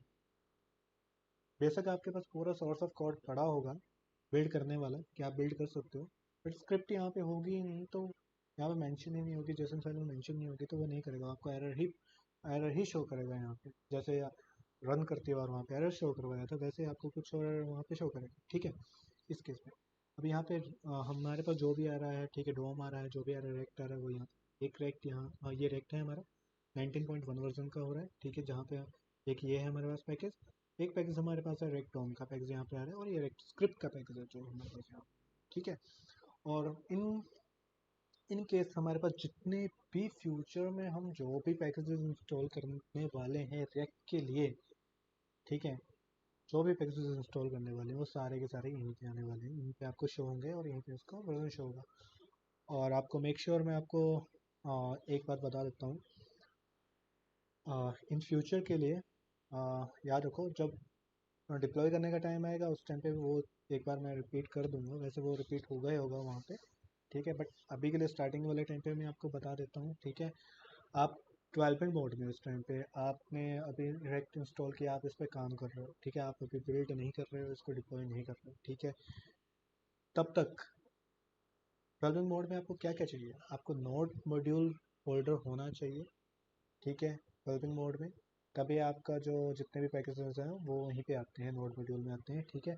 तभी आपका जो ये है वो वर्क करेगा, अदरवाइज कोई भी स्क्रिप्ट वर्क नहीं करने वाली, ठीक है। हमारे जितने भी स्क्रिप्ट्स हैं जो भी है वो सारा नोड मॉड्यूल में आता है, ठीक है। जो भी पैकेज हम इंस्टॉल करते हैं वो सारे के सारे नोड मॉड्यूल, ठीक है। देन सेकंड हमारे पास होना चाहिए यहाँ पे package dot log log dot JSON file, ठीक है। डेवलपिंग मोड की बात कर रहा हूँ मैं, ठीक है, ये होना चाहिए। देन हमारे पास पैकेज डॉट जेसन फाइल होना चाहिए, ये रिकमेंड है, ये तो होना ही चाहिए ये फाइल, ठीक है। देन सोर्स जो आपने बनाया हुआ है कम्प्लीटली जो आपका है वो होना चाहिए, बिकॉज ऑफ आपका प्रोजेक्ट है तो आपका प्रोजेक्ट वहीं पे सोर्स में ही आएगा, ठीक है। अब मैं बता देता हूँ आपको कि आपने मान लो कि प्रोजेक्ट बनाया, आपने उसको डिप्लॉय करना है, आपने डिप्लॉय कर दिया, डिप्लॉय मतलब बिल्ड किया, उसको बिल्ड करने के बाद आपने डिप्लॉय कर दिया, और आपने इस केस के ऊपर डिप्लॉय करने के बाद इस केस के ऊपर अगर आपने फाइल्स डिलीट कर दी, पैकेज डॉट जेसन फाइल, ठीक है, या फिर पैकेज लॉग जेसन फाइल, ठीक है, और आपने ये डिलीट कर दिया, नोड मॉड्यूल डिलीट कर दिया, बिकॉज ऑफ आपको तो सोर्स चाहिए, आप तो कभी भी डेवलपमेंट मोड पे आ सकते हो, ठीक है। अगर उसको डेवलपमेंट मोड पे दोबारा से डेवलप कर सकते हो उसको, ठीक है। तो और अगर आपने ये चीज़ डिलीट कर दी है तो आपका जो सिस्टम है उसको कैसे रिकवर करना है, ठीक है। मेनली चीज़ मैं आपको बता देता हूँ कि package dot dot JSON file जो है वो कभी भी डिलीट मत करना। अगर एक बार ये डिलीट हो जाता है, एक बार ये डिलीट हो गया तो उसके बाद आप जितने भी पैकेज हैं वो आप इंस्टॉल नहीं कर पाओगे उसको, ठीक है। आप नोड मॉड्यूल को दोबारा से क्रिएट नहीं कर पाओगे, ये फोल्डर क्रिएट हो जाता है, ये इसमें जितने भी आपके पैकेजेस हैं वो दोबारा से आ जाते हैं, दोबारा से इंस्टॉल हो जाते हैं अगर आप डिलीट कर देते हो तो, ठीक है। पर अगर आपके पास ये फाइल हो तो, अदरवाइज नहीं होता। आपके पास मान लो कि आपने गलती से लॉग डॉट जेसन फाइल रहने दी और पैकेट डॉट जेसन फाइल आपने डिलीट कर दिया, तो यहाँ पे टफ हो जाएगा।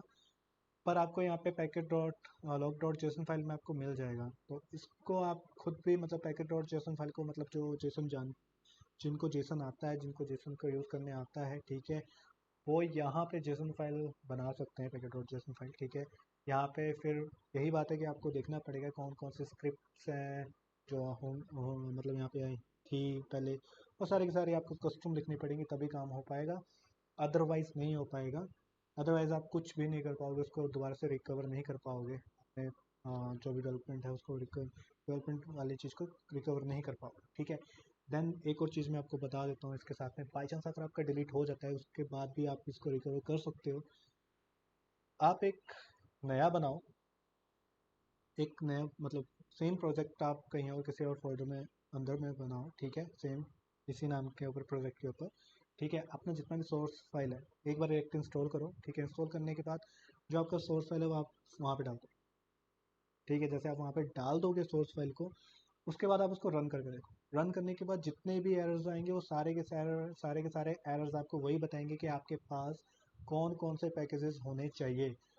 मान लो कि आपके पास वो पैकेजेस आपको याद नहीं है कौन कौन से होने चाहिए, बट आपको चाहिए, तो वहाँ पे जितने भी एरर्स आएंगे वो सारे एक बार एक एक करके सारे आएंगे, और आपको वो रिजॉल्व करने पड़ेंगे। वो पैकेजेस आपको दोबारा से इंस्टॉल करने पड़ेंगे, जैसे आप इंस्टॉल करोगे दोबारा से रिकवर हो जाएगा, ठीक है। पैकेट डॉट जेसन फाइल अगर नहीं हो तो वो लॉन्ग रूट आ जाता है, वो लॉन्ग काम आ जाता है उसका, मतलब उसको करने के लिए फिर काफ़ी लंबा मतलब टाइम लगता है, ठीक है। पर अगर आप शॉर्ट टाइम पे करना चाहते हो तो एक चीज़ याद ही रखो कि आपको पैकेट डॉट जेसन फाइल जो है वो रिकमेंडेड है, वो तो चाहिए चाहिए, वो डिलीट मत ही करना, ठीक है। बिल्ड करने के बाद, ठीक है, उसको डिलीट मत करना। अगर आप डिलीट करना चाहते हो तो आप पैकेज लॉग जेसन को डिलीट कर सकते हो और नोड मॉड्यूल को डिलीट कर सकते हो, इन दो इन दो फाइल्स को आप डिलीट कर सकते हो, ठीक है। ये आप डिलीट कर सकते हो, बाकी आप मत करना डिलीट, ठीक है। अगर आप एक बार डेवलप कर लो, बना लो और इसको डिप्लॉय कर दो, तो आपके पास बाकी का सोर्स कोड होना चाहिए। इन फ्यूचर आप कुछ चेंजेस करना चाहते हो तो आप कर सकते हो दोबारा से इसको पैक इंस्टॉल करके दोबारा से ऐसे, ठीक है। अब मैं आपको इसका एक डेमो दिखा देता हूँ यहाँ पे, ठीक है।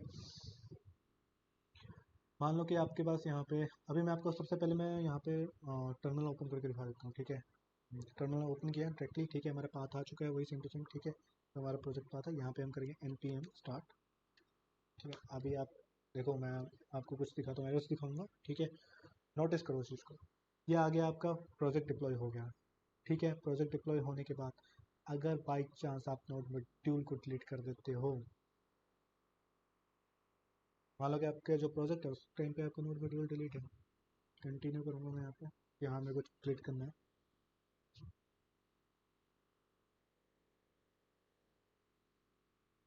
थोड़ा टाइम लगेगा, मैंने आपको पहले ही बताया था कि नोट मॉड्यूल जो है काफ़ी बड़ा फोल्डर होता है, ठीक है, काफ़ी हैवी होता है ये, ठीक है। और इसको हम नहीं रखते। मैं डिलीट करने के लिए क्यों कह रहा हूँ, इसका रीज़न है क्योंकि कोई भी अपने सिस्टम का स्पेस जो है वो बढ़ाना नहीं चाहेगा ऑलवेज। आप भी मतलब बढ़ाना नहीं चाहोगे कि आपका बिना मतलब कि आपका जो सिस्टम है उसका जो स्टोरेज है वो बढ़े, जो चीज़ नहीं होनी चाहिए उसको हटा दो, ठीक है।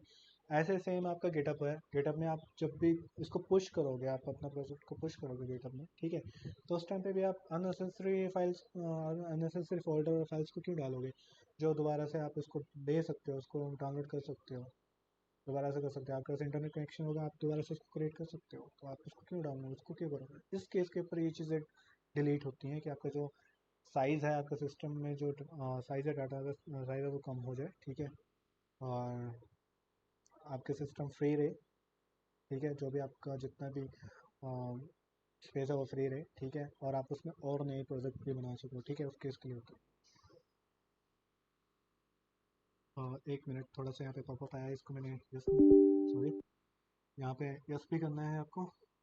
यस करोगे तभी ये डिलीट होगा, क्योंकि उसने कंटिन्यू का कहा था, उसने पॉपअप किया है, ठीक है। जैसे कि यार डिलीट परमानेंटली, मैंने इसको डिलीट कर दिया क्योंकि उसने मेरे को यही बोला परमानेंटली। अब देखो कि जैसे यहाँ पे डिलीट हो रहा है, ठीक है, नोड मॉड्यूल अब कंप्लीट होने देता हूँ मैं आपको, ठीक है। हमारा ऑलवेज यहाँ पे सर्वर जो है वो रन था, सर्वर हमारा रन था यहाँ पे, ठीक है। और ये देखो कितने सारे एरर्स आ रहे हैं, ये सारे के सारे इसलिए आ रहे हैं क्योंकि हमारे पास वो पैकेजेस है ही नहीं, जो हमको चाहिए रिएक्ट के लिए। और मैंने आपको यही बताया कि आपका जो रिएक्ट है, जो भी आप इंस्टॉल कर रहे हो या फिर थर्ड पार्टी पैकेजेस जो भी आप ले रहे हो रिएक्ट में यूज़ करने के लिए, जो भी आप इंस्टॉल करते हो वो सारे के सारे जो हैं वो इसी में आते हैं, नोट मॉड्यूल में। ठीक है।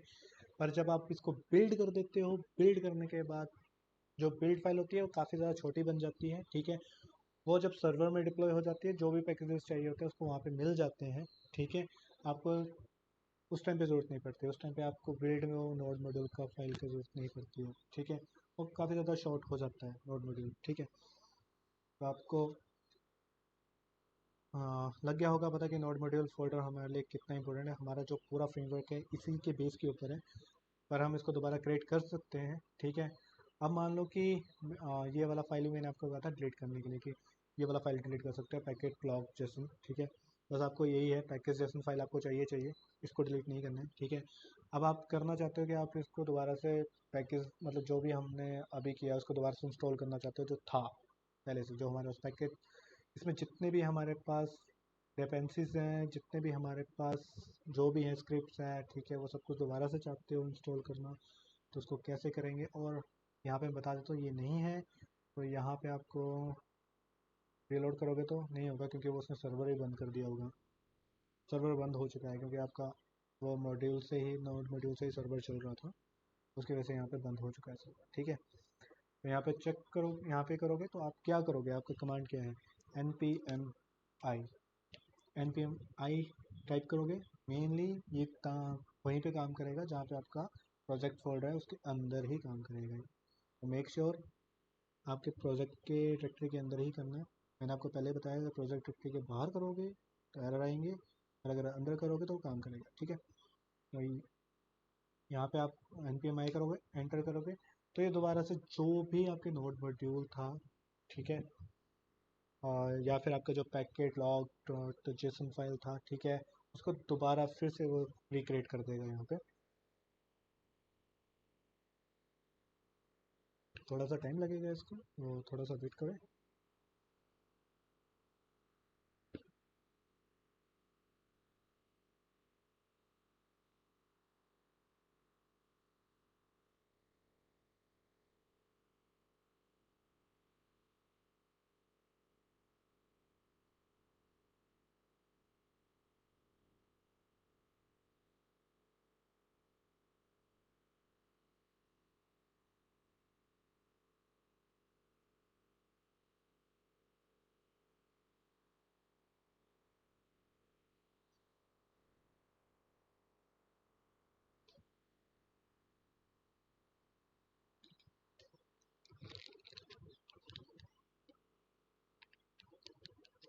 ये देखो आपके सामने दोबारा से जितनी भी थे वो आ रही हैं, सारी की सारी फाइल्स नोट मॉड्यूल का फोल्डर ऊपर क्रिएट हो चुका है।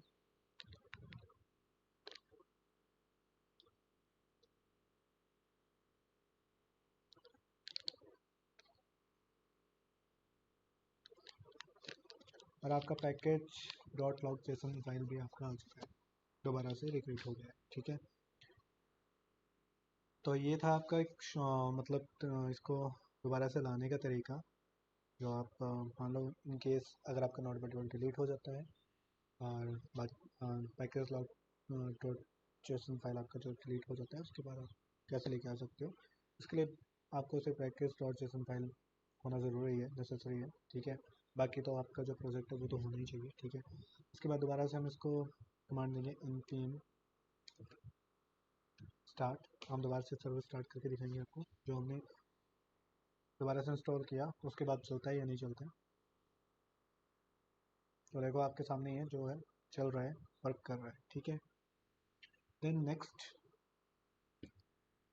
ये टाइम इस टाइम पे मैं एरर्स के बारे में बता रहा हूँ, नहीं सॉरी, एरर्स के बारे में मैंने आपको बता दिया। यहाँ पे एरर्स के बारे में मैंने आपको बता दिया कि आपका रन करने के टाइम पे कौन कौन से एरर्स आने वाले हैं, और आप इसको दोबारा से नोट मॉड्यूल फाइल फोल्डर को और package log dot JSON file को कैसे लेके आ सकते हैं। ठीक है। यहाँ तक आपका ये कंप्लीट है। ठीक है। देन नेक्स्ट मैं आपको बता देता हूँ कि हमारे यहाँ पे इस पे पब्लिक फोल्डर है। ठीक है।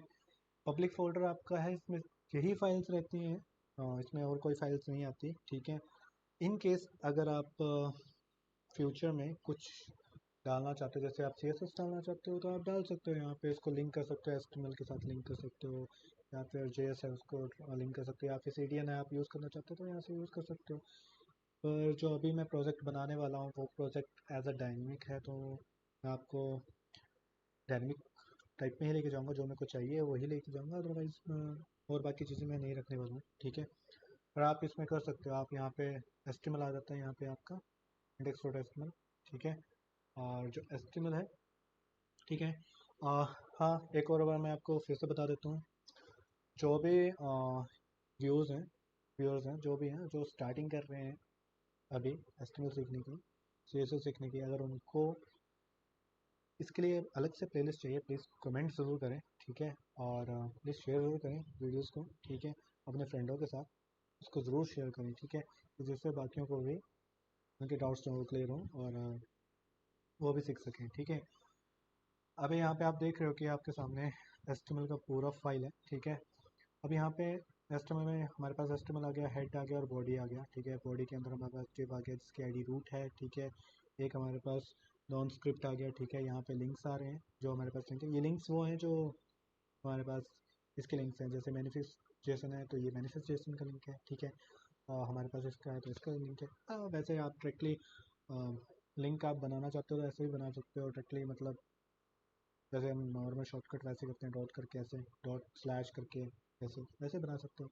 पर ये चीज़ आपकी जो आ रही है पब्लिक URL, ठीक है, परसेंटेज पब्लिक URL परसेंटेज, ये जो आ रहा है, ठीक है, इसका एक मतलब है, ये आपका पब्लिक URL क्या बता रहा है, जो भी आपका लोकल होस्ट होगा, यानी कि लोकल होस्ट का मतलब जो भी आप जिस पे अभी होस्ट कर रहे हो, ठीक है। अभी मेरा जो होस्ट है, लोकल जो होस्ट चल रहा है, यहाँ पे देखोगे आप तो ये मेरा लोकल होस्ट ये चल रहा है अभी, ठीक है। पर आप इस केस में क्या है, एक IP एड्रेस होता है लोकल होस्ट में, ठीक है, ये आ गया मेरा IP एड्रेस, ठीक है, सिम टू सिम वही। इन केस आप डोमेन लिखते हो तो डोमेन में क्या होता है, आपका डोमेन का नाम आता है और उसका IP एड्रेस होता है, तो वो सेम IP एड्रेस होता है, ठीक है। तो ये होता है आपका लोकल होस्ट, जो भी आप डोमेन लोगे वो आपका लोकल होस्ट ही है, ठीक है।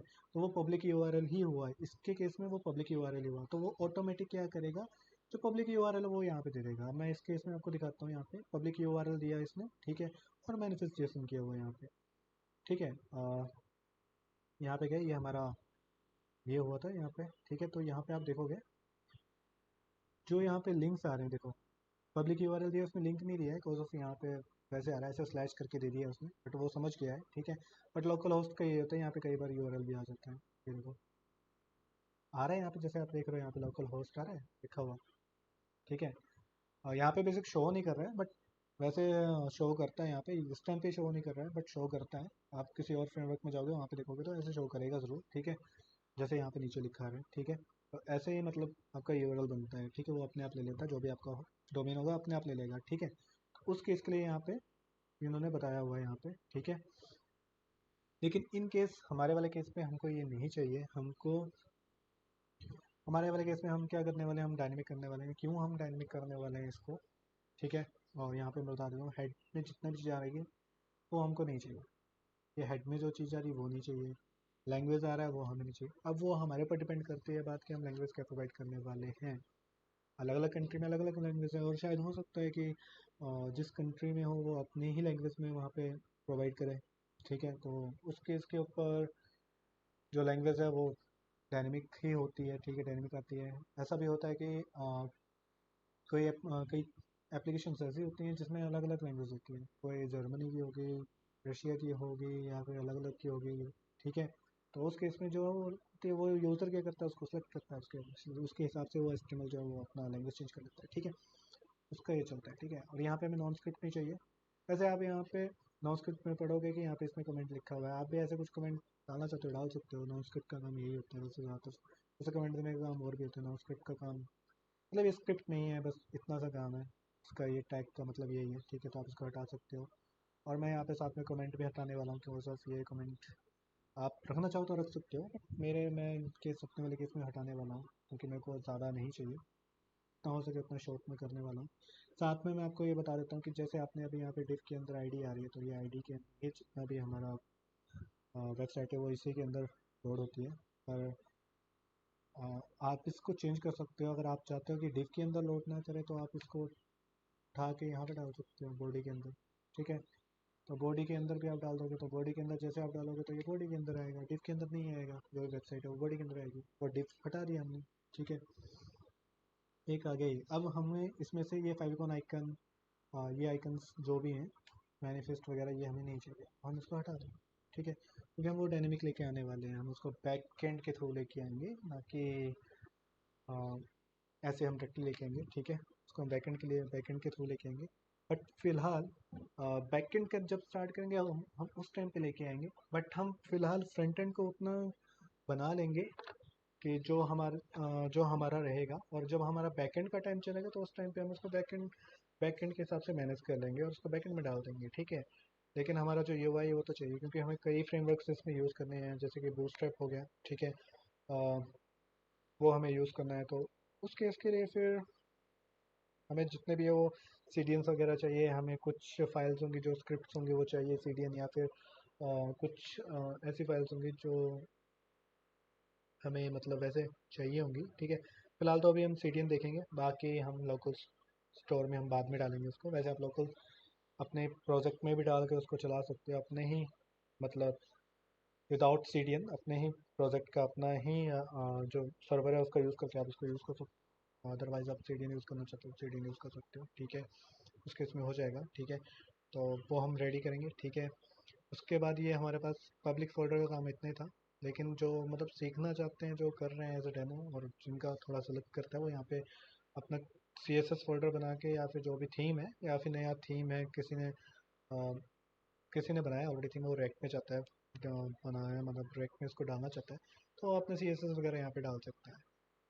ठीक है, जो भी मतलब theme as a base theme. ठीक है, जो पहले से है। पर अगर आप उसको थोड़ा एडवांस लेके आना चाहते हो, उसको थोड़ा ये करना चाहते हो कि आपका स्पीड फास्ट हो, सर्वर मतलब ब्राउज़र में आपका थीम जो आपका वेबसाइट है वो फास्ट चले। ठीक है, हर एक केस में, मेरे केस में नहीं, मेरे सिस्टम में नहीं, अगर कोई और भी ओपन करे उस केस में भी चले, और स्पीड जल्दी से जल्दी मतलब जितना भी हो सके उतने कम टाइम में ओपन हो, तो उस केस के लिए कुछ रूल्स हैं वो फॉलो करने पड़ते हैं। तो हमें थीम वैसे सेट करनी पड़ती है और थीम को वैसे ही रखना पड़ता है। तो वैसे ही थीम रखेंगे। मैं तो वैसे ही बनाने वाला हूँ थीम, बट आपके केस के ऊपर जो सीख रहे हैं, अगर वो सीखने वाले टाइम पे डायरेक्टली अगर डालना चाहते हो CSS यहाँ पे डाल सकते हैं। ठीक है, अभी उसके बाद हमारे पास आता है पब्लिक फोल्डर का काम हो चुका है। देन उसके बाद हमारे पास अभी सोर्स फोल्डर का बताने से पहले मैं गेट इग्नोर का फाइल के बारे में बता देता हूँ। ये गिट इग्नोर फाइल है, ये बाय डिफ़ॉल्ट ही आता है। ठीक है, इग्नोर फाइल का हम यूज़ तो करते हैं कि हम कभी पुश वगैरह करेंगे या कुछ करेंगे, तो उस टाइम पे जो हम इग्नोर करना चाहते हैं फाइल को, उसको हम इग्नोर कर सकते हैं। ठीक है, उसके लिए यूज़ होता है इग्नोर करने के लिए। ठीक है, बाकी तो इन्होंने दिया हुआ है, इन्होंने तो अपने प्रोजेक्ट के हिसाब से दिया हुआ है, वो तो उन्हीं का अपना होगा, तो वो वहीं पे होगा। तो ये आप डिलीट कर सकते हो, कोई इशू नहीं है, आप कस्टम इसको कर सकते हो। ठीक है, बस इतना ही था ये फाइल। और इसके बाद आता है हमारा मेन सोर्स। ये सोर्स फाइल है, यहीं पे हमारा जो पूरा का पूरा मेन प्रोजेक्ट है वो यहीं पे बनने वाला है। ठीक है, हमारा जो पूरा पूरा थीम है यहीं पे बनने वाला है। मैंने आपको बताया कि हम बनाने वाले हैं पोर्टफोलियो। मैं भी शायद अ, मैं बताना भूल गया होगा बीच में, पर अभी मैं आपको कम्प्लीटली बता देता हूँ फिर से दोबारा से। हम पोर्टफोलियो वेबसाइट बनाने वाले हैं। इन दोनों यूआई को देखकर एक कस्टम यूआई बनाने वाले हैं। ठीक है, इनमें से हम कुछ ना कुछ उठाने वाले हैं, कलर्स वगैरह हो गए या फॉन्ट वगैरह हो गए, वो हम उठाने वाले हैं। थोड़ा सा हम यूआई वैसा उठाने वाले हैं, बाकी हम कस्टम करने वाले हैं। ठीक है, एक ऐसा कस्टम बनाने वाले हैं जो मतलब अ, दूसरी जगह वहाँ पे कॉपीराइट ना लगे। ठीक है, हम यहाँ पे कोई भी कोड नहीं उठाने वाले, ना तो इनका हम क्लासेस उठाने वाले हैं, ना इनका हम कोई अदर कोड उठाने वाले हैं। ठीक है, हम अपना कस्टम कोड करने वाले हैं। कस्टम कोड करने से क्या होता है कि आपकी वेबसाइट विदाउट कॉपीराइट बन जाती है। आपका यूआई चेंज होना चाहिए। ठीक है, आप रेफरेंस ले सकते हो किसी और वेबसाइट का, कस्टम कोड करो, उसका रेफरेंस लेके उसको अपने तरीके से डिज़ाइन करो, उसको दोबारा से यूआई को बनाओ। ठीक है, और उसको डिप्लॉय कर दो, और आपका कस्टम है, आपको उसका कॉपीराइट नहीं आएगा। ठीक है, ये रेफरेंस लेने की बात होती है। ठीक है, ये दो चीज़ें हो गई। साथ में आएगा एडमिन, साइड में साथ में सॉरी साथ में आएगा एडमिन। जो एडमिन हम यूज़ करने वाले हैं, हम ये यूज़ करने वाले हैं ऑलरेडी, ऑलवेज मैंने एडमिन यहाँ पे रखा है। ठीक है, हम सेम सिमिलर यहाँ पे एडमिन का डिज़ाइन यही यूज़ करने वाले हैं, बट फुल कस्टम डिज़ाइन होने वाला है। जो हमको चाहिए सिर्फ हम वही डालने वाले हैं, पर यूआई हमें सेम ऐसा ही चाहिए, ठीक है। हम यही यूज़ करने वाले हैं यूआई के लिए, ठीक है। तो एडमिन हमारे पास है, ठीक है। यहाँ पे आपको ये पता लगे कि आपको प्रोजेक्ट पेज के ऊपर आप एडमिन कैसे बना सकते हो, ठीक है। एडमिन चाहिए होता है। एडमिन का इसलिए यूज़ होता है कि आपका ये जो कंटेंट है आप कहाँ डाल रहे हो, कहीं पे ना कहीं तो चेंज करोगे, कहीं ना कहीं तो डालोगे ना, जहाँ पे अपडेट हो। क्योंकि आप भी ये चाहते हो अपडेट हो, आप बार बार उसको मतलब बना के वहाँ पे कस्टम डाल के बार बार उसको बिल्ड करके डिप्लॉय थोड़ी नहीं करोगे। आप एक बार डिप्लॉय करोगे, आप कहीं और जगह पे टेक्स्ट चेंज करोगे तो आपका यहाँ पे ऑटोमेटिक चेंज हो जाए। तो उसके लिए आपको इस केस के लिए आपका एडमिन चाहिए होता है, यहाँ पे आप मैनेज कर सको अपनी पूरी फुल वेबसाइट को, ठीक है। तो इसलिए यहाँ पे एडमिन है जो हम ये यूज़ करने वाले हैं, ठीक है। फिलहाल आने वाले टाइम पे जो भी हमारा एडमिन है वो, ठीक है। अभी आप देखोगे यहाँ पे तो हमारे ये जो सोर्स है, ठीक है, जो हमारा सोर्स है, तो हमारे सोर्स में क्या क्या आ रहा है, ऐप सी एस एस आ रहा है, ऐप जी एस आ रहा है, app test dot J S आ रहा है, इंडेक्स डॉट जे एस आ रहा है, इंडेक्स जे एस आ रहा है, ठीक है। ये नॉर्मल से फाइल्स हैं जो हमारे स्टार्टिंग में आती है, ठीक है। अब यहाँ पे मैं आपको बताता हूँ, मैंने इसको डिप्लॉय किया हुआ है, ठीक है। इसमें से मैं कुछ चेंजेस करूँगा इसमें, ठीक है। सबसे पहले हम लेते हैं सबसे पहले हम लेते हैं इंडेक्स को, ठीक है। इंडेक्स को लेते हैं, यहाँ पे ये कमेंट आ रहा है, मेरे को ये कमेंट नहीं चाहिए, बट यहाँ पे बोल रहा है कि अगर आपको यहाँ पे कोई और फंक्शन डालना है तो उसको डाल सकते हो यहाँ पे, ठीक है, उसके इसके ऊपर, ठीक है। वो यहाँ पे आपको बता रहा है, ठीक है। चलो सबसे पहले यहीं से स्टार्ट करते हैं, जो मेरे को वहाँ पे बताना था सेम यहाँ पे बता दूँ।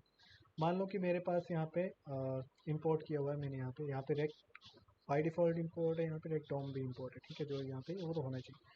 यहाँ पे इंपोर्ट है index dot C S S, यहाँ पे सी एस एस का फाइल बना है इंडेक्स डॉट सी, ठीक है। यहाँ पे इंपोर्ट है। अगर मैं यहाँ से ये जो सी एस एस है, ठीक है, इसको मैं डिलीट कर देता हूँ, ठीक है। डिलीट करने के बाद आपके यहाँ पे तो इंपोर्ट है, आपने इंपोर्ट किया होगा, ठीक है। बट यहाँ पे आप देखोगे तो आपका एरर आ रहा होगा। आप यहाँ पे जाओगे,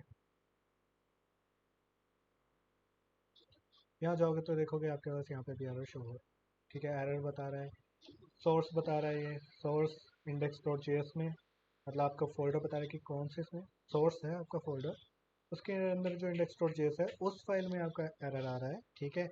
जिसमें आपको ये बता रहा है कि आपका जो ये है index dot C S S वो रिजॉल्व नहीं हुआ, उसको मिल ही नहीं रहा है, उसको मिल नहीं रहा है, ठीक है। क्यों? क्योंकि हमने डिलीट कर दिया, वो है ही नहीं, तो वो तो एरर दिखाएगा, ठीक है। तो इस केस में ये आ गया, ठीक है। ये एरर बेसिक एरर है जो आपको बता रहा हूँ मैं, ठीक है। जिसको यहाँ पे index dot C S S बनाओगे तो ऑलवेज वो मतलब ठीक हो जाएगा, ठीक है। तभी इंपोर्ट करना है उसको, ठीक है। ये किया आपने एक ये, ठीक है, index dot J S file में, ठीक है। देन सेकंड, अभी ये जो है, अभी आप देख रहे हो कि यहाँ पे यूआई जो आपको सॉरी, ये नोट, इसको मैं हटा देता हूँ, ठीक है। ये देख रहे हो आप, यहाँ पे आपको यूआई दिख रहा है, आपको रेक्ट दिख रहा है, आपको यहाँ पे सब कुछ दिख रहा है आपको, ठीक है। रेक्ट का आइकन दिख रहा है, ये टेक्स्ट दिख रहा है, ठीक है, ये सब कुछ दिख रहा है, ठीक है। ये दिख रहा है आपको, ठीक है। इस केस के ऊपर अभी आप यहाँ पे क्या करोगे, ये document gate element by ID है, ये डॉम का यूज़ कर रहे हैं कि जो भी आप प्रोजेक्ट बना रहे हो उसको वो लेके जा रहा है, और उस आईडी के अंदर जो भी एलिमेंट है उस आईडी के अंदर जो है वहाँ पे आपके जो प्रोजेक्ट है उसको दे रहा है, वो वहाँ पे रेंडर करवा रहा है उसको, ठीक है। तो यहाँ पे आप क्या कर सकते हो, मान लो कि आपका रूट है यहाँ पे आईडी, ठीक है। तो आप अपना कस्टम आईडी देना चाहते हो, ठीक है, आप दे सकते हो। जैसे मैं यहाँ पे देने वाला हूँ माई माई पोर्टफोलियो, ठीक है। मैंने माई पोर्टफोलियो दे दिया, ठीक है। तो आपने सेव कर दिया, यहाँ पे आपने बता दिया कि आपने ये कर दिया, बट आप यहाँ पे देखोगे ब्राउजर में तो आपको यहाँ पे कुछ नहीं आ रहा है, यहाँ पे ये एरर है, और आपको यहाँ पे कोई भी एरर शो नहीं होगा। बट आप यहाँ देखोगे तो आपके कहीं पे भी वो एलिमेंट नहीं आ रहा है जो पहले आ रहा था। उसका रीज़न क्या है? उसका रीज़न ये है कि आपने यहाँ पे ये जो आईडी जो आपने बताई हुई है इसको, ये आईडी होनी भी चाहिए, और ये आईडी आपको मिलेगी पब्लिक में इंडेक्स फाइल के अंदर। ये जो रूट था इसको आपको चेंज करना होगा, यहाँ पे डालना होगा। जैसे आप इसको डालोगे तो आपका फिर से वापस आ जाएगा यही। इसमें थोड़ा सा आप चेंजेस तो देख सकते हो लेआउट में, यहाँ पे साइड में वाइट वाइट कलर आ रहा है, वो तो वो आ रहा है क्योंकि आप index dot C S S file मैंने हटा दी थी, ठीक है। सेम वैसे ही आपको ये यहाँ पे लग गया पता आपको कैसे आईडी चेंज करनी है, यहाँ पे रूट का कैसे करना है, और आप जब इंस्पेक्ट करोगे यहाँ पे तो देखोगे तो आपका यहाँ पे चेंज हो जाएगा। कस्टम आईडी दे सकते हो, आप कस्टम दे सकते हो, बता सकते हो। मतलब आप ये चाहते हो कि आप इंस्पेक्ट करें कि कोई और यहाँ पे उसको आईडी देख कर ना लगे पता कि आप रेक्ट यूज़ कर रहे हो, तो ऑलवेज यहाँ पे कर सकते हो उसको, ठीक है। ये आपको मिल जाएगा यहाँ पे। देन सेकंड, देन और आपको ये बता देता हूँ कि आपका ये हो गया है, इंडेक्स वाला भी हो गया। अब नेक्स्ट फाइल आती है, आपको इंडेक्स में ही बता देता हूँ कि ये आपका कंपोनेंट है, ये भी आपका कंपोनेंट है। बट ये कंपोनेंट बाय डिफ़ॉल्ट आया है रेक्ट से, जो स्टिक मोड है, रेक्ट का स्टिक मोड है, ठीक है। वो बाय डिफ़ॉल्ट है, इसको ऐसे कैसे रहने दो, इसको छेड़ने की ज़रूरत नहीं है आपको, इसको कुछ भी चेंज नहीं करना है, ठीक है। स्टिक मोड होना चाहिए यहाँ पे, ठीक है।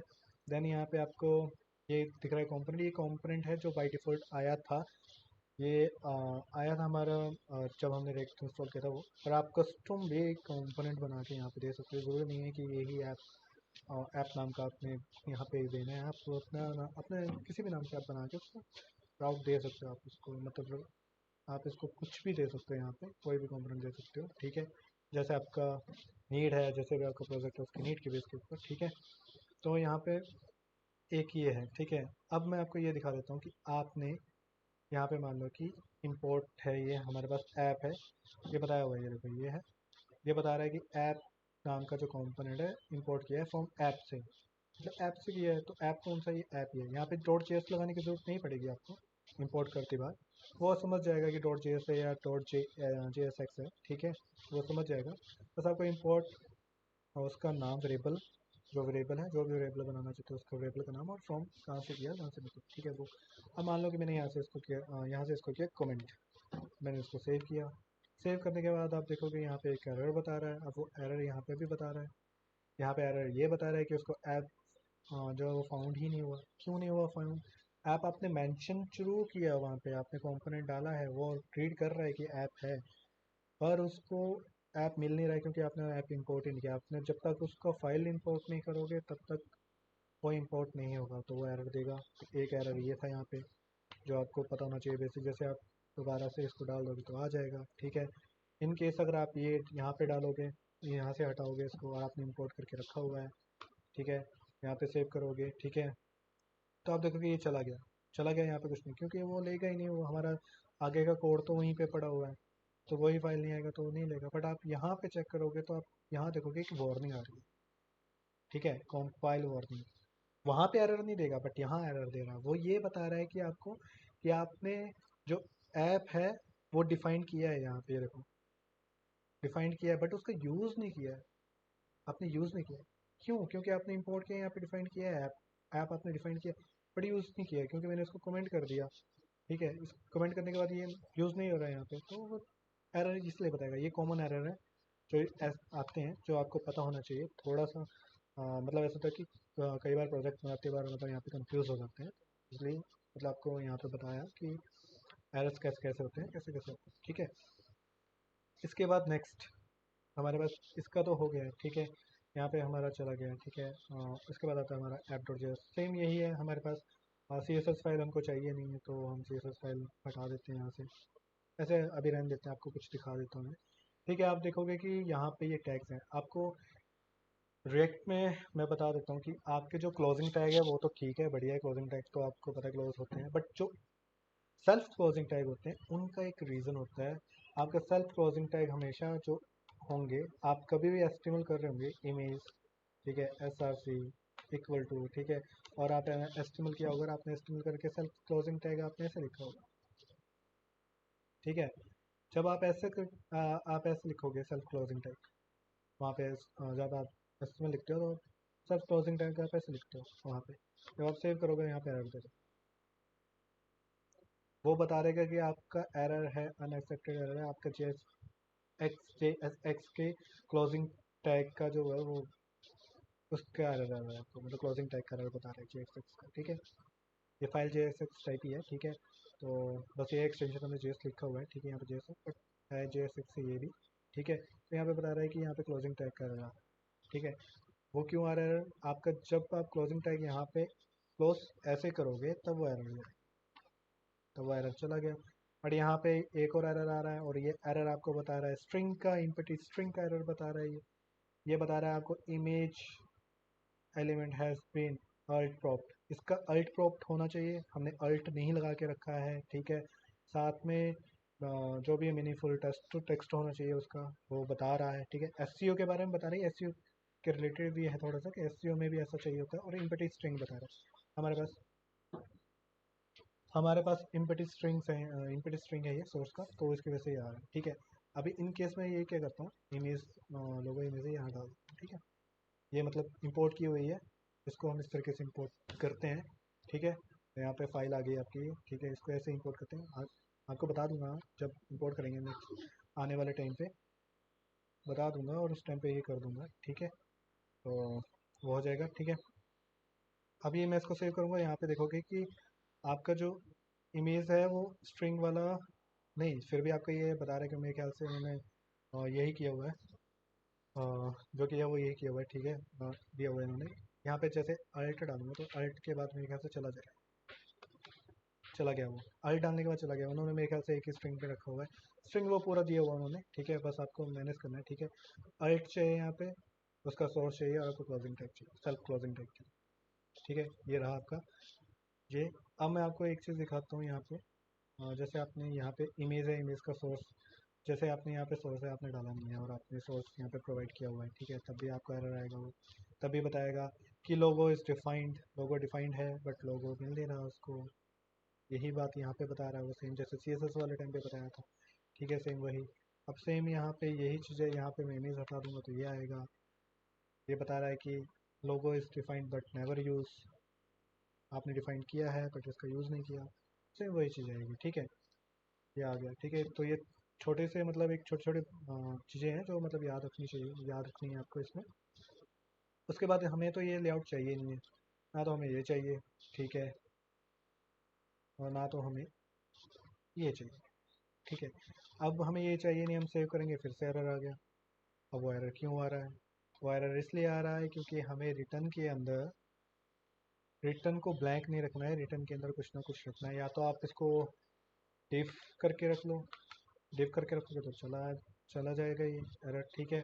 अगर डिफ करके नहीं रखना है तो रेक्ट फ्रेगमेंट का यूज़ कर सकते हो आप, रेक्ट फ्रेगमेंट का यूज़ कर लो यहाँ पे से, ठीक है, और इसको रख लो, तभी वो चला जाएगा, तब भी नहीं आएगा।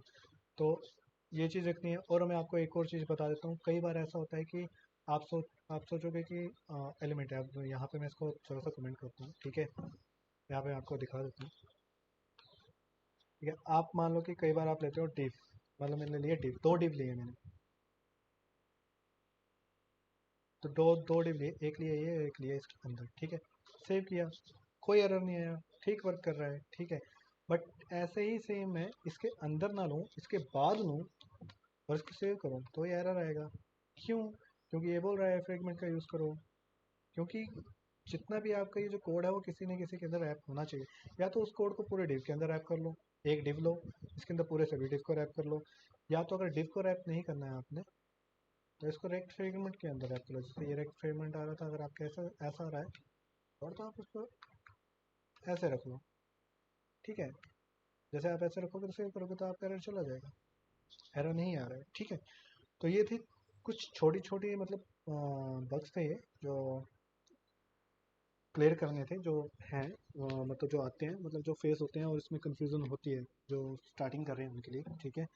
और जो मतलब जिनको तो काफ़ी ज़्यादा टाइम हो चुका है उनके लिए तो ईजी है, वो समझ जाते हैं, क्योंकि वो तो उन्होंने सारा कुछ देखा होता है, मैनेज किया होता है, ठीक है। वैसे सेम यहाँ पे एड्रो CSS है, वो हम हटा दें क्योंकि उनको वो चाहिए नहीं। अब हमें यहाँ पे लोगो भी नहीं चाहिए, कॉज ऑफ रेक का हमको लोगो नहीं चाहिए, हमें ये टेम्पलेट चाहिए नहीं है जो इन्होंने बना के दिया था। हम बना रहे हैं अपना पोर्टफोलियो दिन, तो हम अपना ही टेम्पलेट बनाएं, अपना ही स्टार्ट करेंगे, ठीक है। तो यहाँ से हम करेंगे आगे का स्टार्ट, ठीक है। पर उससे पहले मिनट यहाँ पे, ठीक है, ठीक है। याद रखना कि ये वाला फाइल नेसेसरी है, ये बाकी की फाइल्स नेसेसरी हैं, ठीक है, इनको आप रख सकते हो, कोई इशू नहीं है इसमें, ठीक है। नेसेसरी फाइल्स हैं, इनको रिमूव मत करना, कई बार ऐसा होता है रिमूव करोगे तो प्रॉब्लम आ सकती है, ठीक है। बाकी ये सब कुछ ऐसे। बस अब हमारा काम स्टार्ट होता है कि हमारा अपना जो टेम्पलेट हमें बनाना है। तो हमारे पास यहाँ पे दो तरीके हैं करने के। अगर आप चाहते हो कि आपकी वेबसाइट एक ही में बने, जैसे आपका मैंने आपको बताया अभी थोड़ी देर पहले, हम रिज्यूम बना रहे हैं, ये आपका आ गया वेब, इसको हम वेब बोलेंगे, जो सभी को दिखाना है, अपने क्लाइंट को सभी को दिखाना है, वेब आ गया, ठीक है। एक दिखाया था मैंने आपको एडमिन, एक दिखाया था मैंने आपको एडमिन, एडमिन दिखाया था मैंने आपको, ठीक है। ये क्लाइंट के लिए नहीं होता, ये आपके लिए होता है, जो उसको मैनेज कर रहा है, उस वेबसाइट को मैनेज कर रहा है उसके लिए। पर एडमिन के भी अलग अलग पर अलग अलग ये होते हैं। कई एडमिन होते हैं वो क्लाइंट के लिए होते हैं, मतलब वो आपके प्रोजेक्ट के ऊपर डिपेंड करते हैं कि आपका प्रोजेक्ट कैसा है। ई कॉमर्स है, मल्टी वेंडर है, सिंगल वेंडर है, ठीक है। अगर सिंगल वेंडर है तो उसका सिंगल एडमिन बनेगा, ठीक है। अगर मल्टी वेंडर है, ठीक है, तो उसमें डबल एडमिन बनेंगे। अब वो एडमिन क्या बनेंगे आपके, जो जो आपका जो सेल करने वाला होगा उसके लिए भी एक एडमिन बनेगा, तो वो भी आपका एक क्लाइंट है।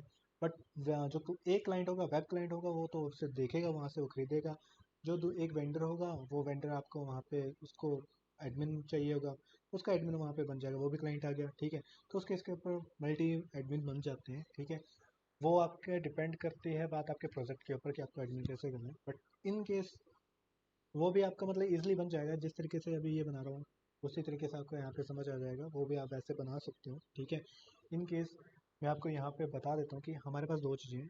एक है हमारे पास वेब और एक है एडमिन।